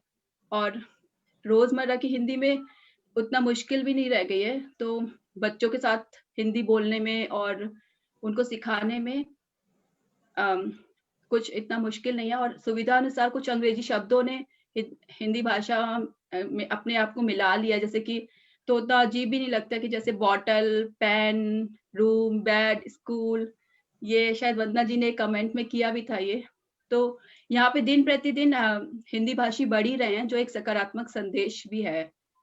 और हिंदी धन्यवाद। साहित्य अगर सर धन्यवाद। ज्यादा टाइम हो गया सर, धन्यवाद। 2 मिनट और 2 मिनट अच्छा, और ठीक। दीजिए मेरा। जी जी जी, स्वागत है, स्वागत है। हाँ, तो इस तरह से अगर हम देखते हैं तो हिंदी साहित्य की बात करें तो अगर अपने लघु कथा की बात करेंगे तो लगता है कि बहुत सारी समानताएं और विषमताएं भी हैं हिंदी साहित्य के यहाँ विदेश में और देश में। जैसे कि हमारे जो हिंदी के लघु कथाकार हैं भारत से, वो लिखते हैं कि जब देश के गंगा किनारे बैठे लोग हैं और उनका चित्रण करते हैं तो उसी समय मेरे माइंड में चलता है कि जो थेम्स के पास जो बेंच पर बैठे लोग हैं वो लोग क्या कर रहे हैं। इसी तरह से कल्चर का भी इफेक्ट पड़ता है, जैसे कि वहां पे ड्रेसेस और गर्ल्स को लेके बहुत सारी विसंगतियां होती हैं, तो यहाँ पे उन विसंगतियों का थोड़ा सा अंतर रहता है। यहाँ पे उतना लोगों में अभी महिलाओं के लिए उतना वो नहीं है जैसा कि भारत में किया जाता है। धन्यवाद। तो धन्यवाद उषा जी, इन सबका असर। धन्यवाद जी। धन्यवाद थैंक यू आपका। सर। अब मैं निवेदन करूंगा वंदना विश्वास जी से, जो कनाडा से हैं। वंदना जी आइए, स्वागत है आपका, अपने विचार व्यक्त कीजिए। वंदना विश्वास। हाँ, नमस्कार। आप सबको मेरा नमस्कार। नमस्कार। नमस्कार। मैं टोरंटो कनाडा से हूँ। अपना थोड़ा सा परिचय दे देती हूँ। मैं वंदना विश्वास हूँ। मैं एक आर्किटेक्ट हूँ, सिंगर और कंपोजर हूँ। केशव जी, आपको बहुत बहुत धन्यवाद कि आज आपने यहाँ मुझे आमंत्रित किया। मैंने अभी बहुत लोगों को सुना, बहुत सही कहा लोगों ने, और सबके जो विचार हैं हिंदी के प्रति, हिंदी को जीवित रखने के प्रति, वो बिल्कुल सही हैं। और हम सबको हिंदी को जीवित रखना है। और सबसे पहले मैं आप सबको बधाई दूंगी कि आप लोगों ने हिंदी को ना ही सिर्फ भारत में बल्कि विश्व के कोने कोने में जीवित रखा है, अपने साहित्य के द्वारा या फिर बोलचाल के द्वारा। और तेजेंद्र शर्मा जी, इनसे मेरी मुलाकात 2016 में लंदन में ही हुई थी। मैं बहुत भाग्यशाली हूँ कि उनसे मेरी मुलाकात साक्षात हुई। और जो उन्होंने काम किया है, क्योंकि भारत में अंग्रेजों ने रूल किया था और इस वजह से अंग्रेजी जो है वो स्टेटस सिंबल बन गई आजकल भारत में। मगर उन्होंने यूके में हिंदी भाषा को जो सम्मान पहुंचाया है और हिंदी का जो प्रचार प्रसार किया है, वो वाकई बहुत सराहनीय है। तो तेजेंद्र शर्मा जी, आपको बहुत बहुत बधाई इसके लिए। और मैं एक बात कहना चाहूंगी कि हिंदी आजकल, जो मैं टोरंटो में रहती हूँ और यहाँ जो मैंने ऑब्जर्व किया है, अनुभव किया है, सॉरी, देखिए अभी हम अंग्रेजी भाषा कैसे अपनी हिंदी में बोलते हैं, उर्दू या फिर अंग्रेजी। व्याकरण तो हालांकि हिंदी की रखते हैं, मगर हम उसमें अंग्रेजी उर्दू शब्द बहुत इस्तेमाल करते हैं। मगर खैर, अभी मैं अपनी बात रखती हूँ। हिंदी सिर्फ साहित्य तक सीमित लगती है मुझे विश्व में, मतलब भारत के बाहर की बात कर रही हूँ मैं, कि यहाँ ऐसे साहित्य के ग्रुप्स तो हैं, ऑर्गेनाइजेशंस हैं, लेकिन आम तौर पे जब हम, जो पार्टीज होती हैं, जो गैदरिंग्स होती हैं, वहाँ पे ज्यादातर अंग्रेजी का ही इस्तेमाल होता है, क्योंकि सब लोगों को लगता है कि जिसे अंग्रेजी नहीं आती वो कहीं ना कहीं कम है। तो मुझे लगता है कि साहित्य सिर्फ साहित्य तक ही हिंदी नहीं सीमित रहनी चाहिए। हमें रोज बोलचाल की भाषा में इसे उपयोग में लाना चाहिए। और दूसरी एक आप लोगों से एक, मतलब मैं अपना अनुभव साझा करना चाहूंगी कि कुछ साल पहले की बात है। मैं और मेरे पति आ रहे थे काम से और हम अपने बिल्डिंग में अपने लिफ्ट में चढ़े और उसमें एक और भी इंडियन कपल था और एक कनाडा के मूल निवासी थे जिनकी मूल भाषा अंग्रेजी थी। तो हम लोग थे और हम इंडियन लोग, हम दोनों दंपति एक दूसरे से अंग्रेजी में बात करना शुरू कर दिए। तो बात हमारी खत्म हुई और वो दंपति निकल गए, उनका जब फ्लोर आया और इसके बाद हम थे और वो कैनेडियन जो मूल यहाँ के जिनकी मूल भाषा ही अंग्रेजी है वो थे। तो उन्होंने हमसे पूछा कि क्या आप और वो आप दोनों की कोई ऐसी भाषा नहीं है जिसमें आप एक दूसरे से बातचीत कर सकते थे? तो मैंने बोला हाँ है। तो फिर उन्होंने हमसे प्रश्न किया कि फिर आप लोग उस भाषा में क्यों नहीं बात कर रहे थे, आप अंग्रेजी में क्यों बात कर रहे थे? और तब मैंने सोचा हाँ ये बात तो बिल्कुल सही है कि हमने अपनी हिंदी में क्यों नहीं बात की, जबकि दूसरे कपल को भी हिंदी आती थी। और तब से मैंने अपनी लाइफ में एक रूल बनाया कि जो भी भारतीय जैसा दिखता है उसके साथ मैं हिंदी में ही बात करूंगी। हालांकि कभी-कभी थोड़ा सा कंफ्यूजन होता है क्योंकि यहाँ पे गयाना के लोग भी हैं, ट्रिनिडाद के लोग भी हैं जिन्हें हिंदी ठीक से नहीं आती है, तब अलग बात है कि हमें अंग्रेजी यूज करनी पड़ती है, इस्तेमाल करनी पड़ती है। मगर ज्यादा से ज्यादा मैं हिंदी में ही बात करने की कोशिश करती हूँ। मैं शास्त्रीय संगीत यहाँ सिखाती हूँ और मैंने अनुभव किया है कि बच्चे जो यहाँ के जो जन्म लेते हैं उन्हें हिंदी नहीं आती, या कई बार मैंने ये भी देखा है कि उनको अपनी मातृभाषा भी नहीं आती। तो हालांकि कला और साहित्य ये दोनों बहुत जरूरी हैं किसी भी भाषा को जीवित रखने के लिए, मेरा ये मानना है।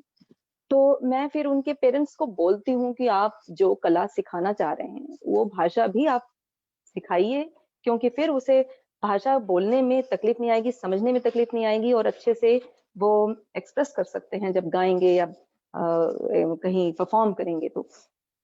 तो उनकी प्रोनाउंसिएशन, उनके उच्चारण को सब सही करती हूँ।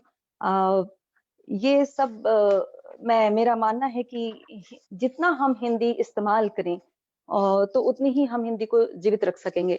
एक तरफ और भी मैं मानती हूँ कि हमारा जो सिनेमा ने भी बहुत नुकसान पहुंचाया है हिंदी को, क्योंकि सिनेमा में कई फिल्मों में आप देखिएगा कि अगर किसी को पढ़ा लिखा बताना है तो वो अंग्रेजी में बोल रहा है।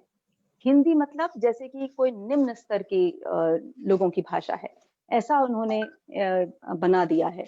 तो कहीं तक मैं समझती हूँ कि हमारे सिनेमा भी जिम्मेदार है हिंदी को जो दर्जा दिया जा रहा है आजकल उसके लिए।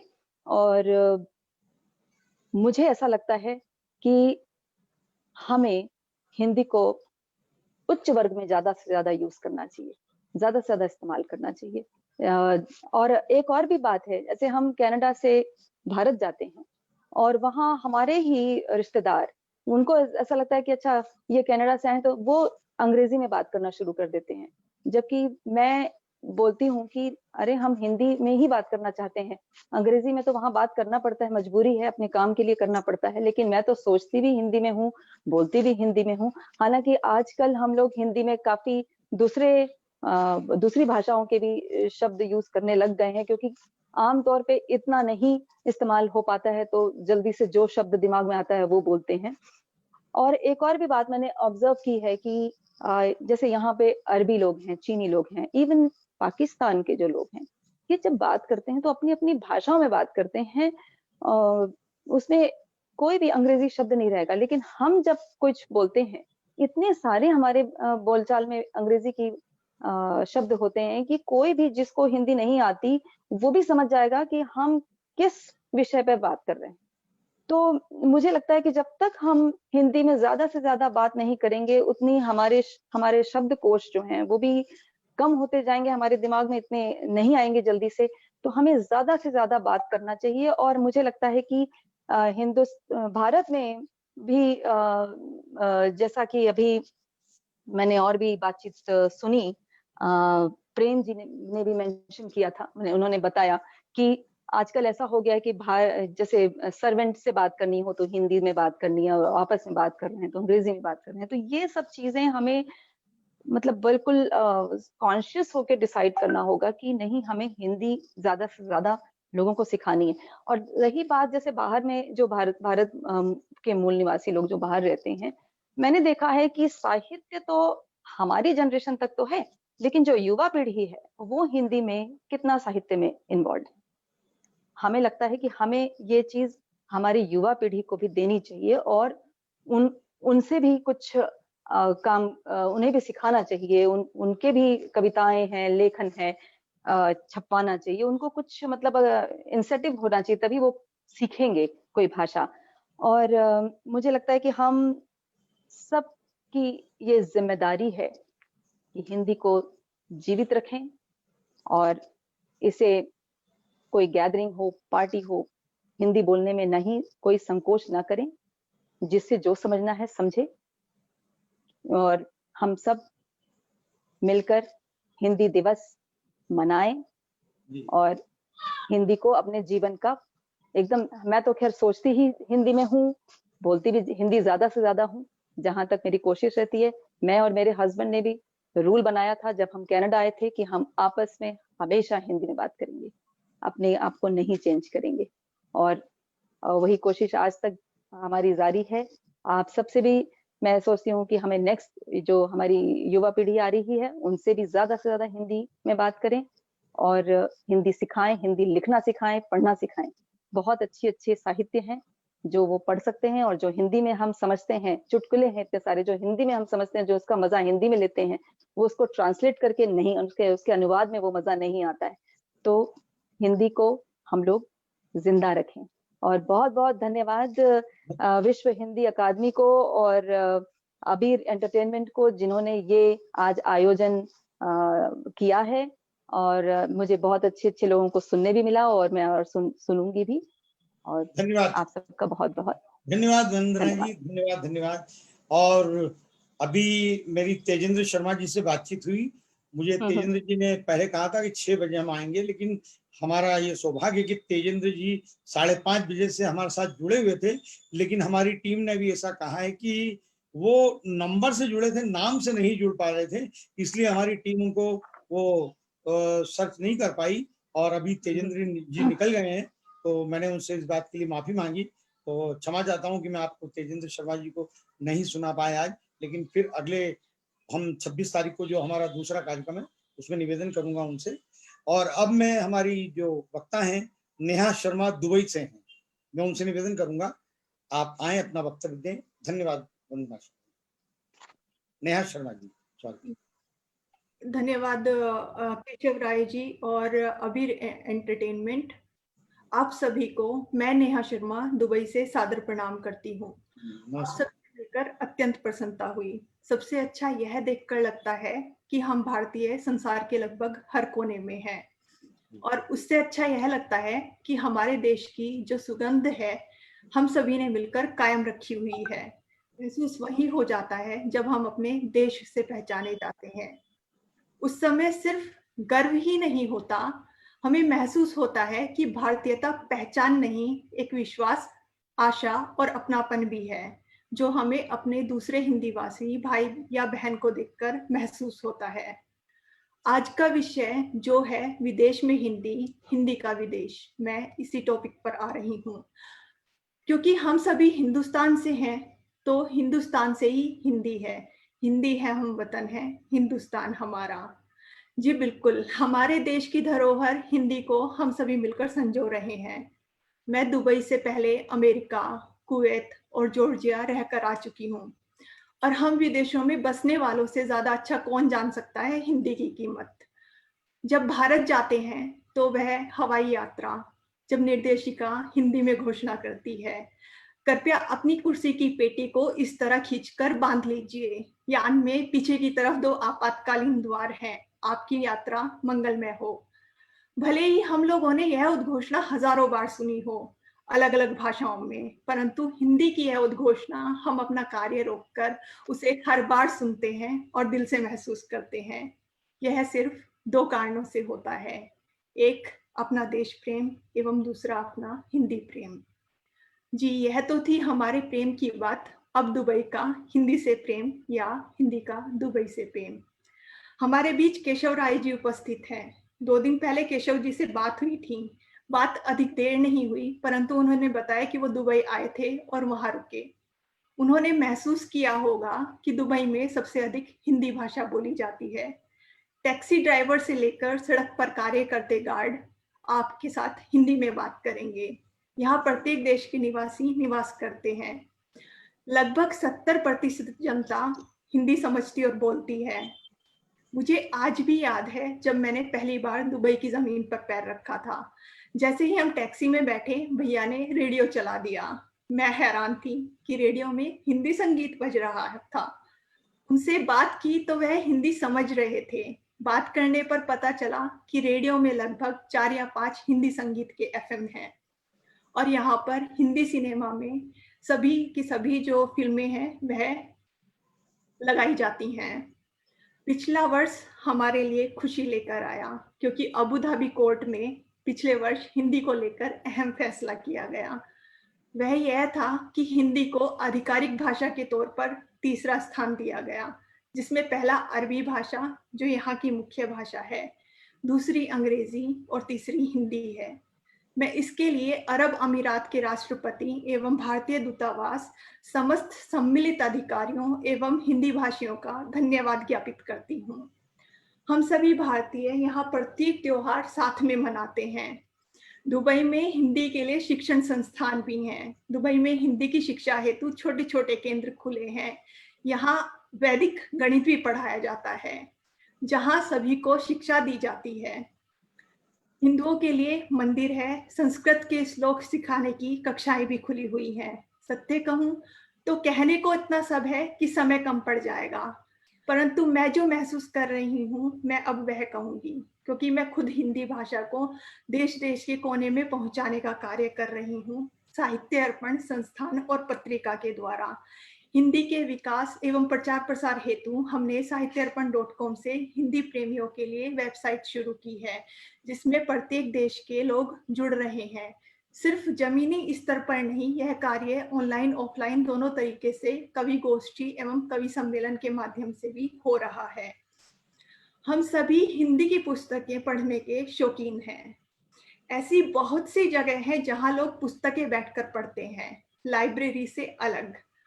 जैसे यहाँ पर बच्चों के खेलने का स्थान है एवं बहुत सी जगह है वहां पर लोग पुस्तकें पढ़ चुके होते हैं। हम वहां पर भारत से कुछ पुस्तकें लेकर आते हैं और मैं भी वहां पर पुस्तकें रख देती हूँ, ताकि वहां हिंदी पुस्तकें रख देती हूँ ताकि वहां से उठाकर कोई और पढ़ सके, जन जन तक हिंदी पहुंचे। या फिर स्कूल में या लाइब्रेरी में बात कर हम वहां हिंदी पुस्तकें रखवा सकते हैं। इससे बच्चे जो हिंदी पढ़ रहे हैं, सीख रहे हैं, उन्हें हिंदी भाषा का महत्व पता चल सके। साथ ही बॉलीवुड के अनगिनत कॉन्सर्ट यहाँ पर होते हैं। दुबई और हिंदी भाषा के विषय में जितना कहा जाए कम ही है। फिलहाल हम दुबई में काव्य गोष्ठी एवं काव्य पाठ कराकर हिंदी के प्रति सभी के स्नेह को और ज्यादा बढ़ा रहे हैं। हिंदी भाषा से यहाँ जितने भी विद्वजन हैं, सभी का स्नेह अकथनीय है। मुझे लगता है इस मंच पर आप सभी के बीच मेरी ये चंद पंक्तियां जीवित हो जाएंगी। मुझे नहीं लगता कि आज इस मंच से बेहतर कोई और मंच होगा पंक्तियों को समझने और जीने के लिए। आप सभी को समर्पित कर मैं मंच से विदा लूंगी। पंक्तियां कुछ इस प्रकार हैं, सुनिएगा। कौन कहता है कि लोग विदेशों में जाकर बस जाते हैं? कौन कहता है कि लोग विदेशों में जाकर बस जाते हैं? बस अपने हिंदुस्तान की मिट्टी की खुशबू है जो लोग विदेशों तक ले जाते हैं। वही खुशबू, वही स्वतंत्रता हम सैनिकों से उधार लाए हैं। अपनों की खुशबू से यहाँ भी 4 चांद लगाने आए हैं। अब आगे सुनिएगा। सुकून हवाओं का हर तरफ मिलता है हमें एक सा। 15 अगस्त और 26 जनवरी तो हम यहाँ भी मनाते हैं। और आगे उषा जी ने जो बात कही थी वही कुछ लाइन है। अनाज एक जमीन का और पानी हम एक ही नदी का पीते हैं। क्या फर्क पड़ता है, कोई गंगा तो कोई थेम्स बुलाते हैं। आज भी हिंदी और उर्दू शब्द सुनने पर छलकते हैं आंसू। फिर कैसे कह दें कि विदेशों में जाकर विदेशों के हो जाते हैं। आज भी पंचतंत्र और नंदन चंपक के दीवाने हैं बच्चे यहाँ। आज भी राष्ट्रगान को सीना तान कर हम सब गाते हैं। आज भी सैनिकों के बलिदान के किस्से बच्चों को सुनाए जाते हैं। कौन कहता है कि कितनी आसानी से देश भुलाए जाते हैं? अपनी संस्कृति का परचम हम यहाँ लोगों के दिल में फहराते हैं। कैसे कह दें कि अपनी मिट्टी को भूल जाते हैं? कैसे कह दें कि अपनी मिट्टी को भूल जाते हैं? कौन कहता है कि लोग विदेशों में जाकर बस जाते हैं? अपने देश की मिट्टी की खुशबू है जो हम सब विदेशों तक ले जाते हैं। जय हिंद, जय हिंदी, जय भारत। धन्यवाद। धन्यवाद, धन्यवाद, धन्यवाद नेहा शर्मा जी, आपका बहुत अच्छा उद्बोधन रहा और हम सभी वक्ताओं के आभारी हैं। और अब हमारा जो अगला कार्यक्रम है वो विदेशों में हिंदी, हिंदी का देश। अब इसके साथ जो जुड़ेगा अमेरिका, कनाडा और कैरेबियन देशों के संदर्भ में, मतलब अमेरिका के जो आसपास 10 देश हैं उनके विद्वान 26 तारीख को आपके सामने वही हिंदी में अपना वक्तव्य देंगे। कल से हम उनका परिचय रोज डालेंगे 10 देशों के विद्वानों का, जो आप उनको 26 तारीख को सुनेंगे, 26 सितंबर को। और इसी तरह से आज जो कार्यक्रम इतना सफल रहा इसके लिए हम सभी के आभारी हैं। और ये अबीर एंटरटेनमेंट के अमित नेथानी, इनको भी बधाई, धन्यवाद कि इस कार्यक्रम में आपका बहुत सहयोग रहा। और हम जो चाहते हैं वो निश्चित रूप से ईश्वर की कृपा से हमको आज के कार्यक्रम में सफलता मिली आपके सहयोग से, कि आज जैसा कि उन्होंने प्रेम जी ने कहा कि ये पहली बार देख रहा हूँ ऐसा कार्यक्रम, और निश्चित रूप से ये हमारा प्रयास है और आगे 26 तारीख को भी इसी तरह से सफल होगा, यही उम्मीद और आशा के साथ हम पुनः मेहनत शुरू कर देंगे अभी रात से ही। धन्यवाद आप सभी का।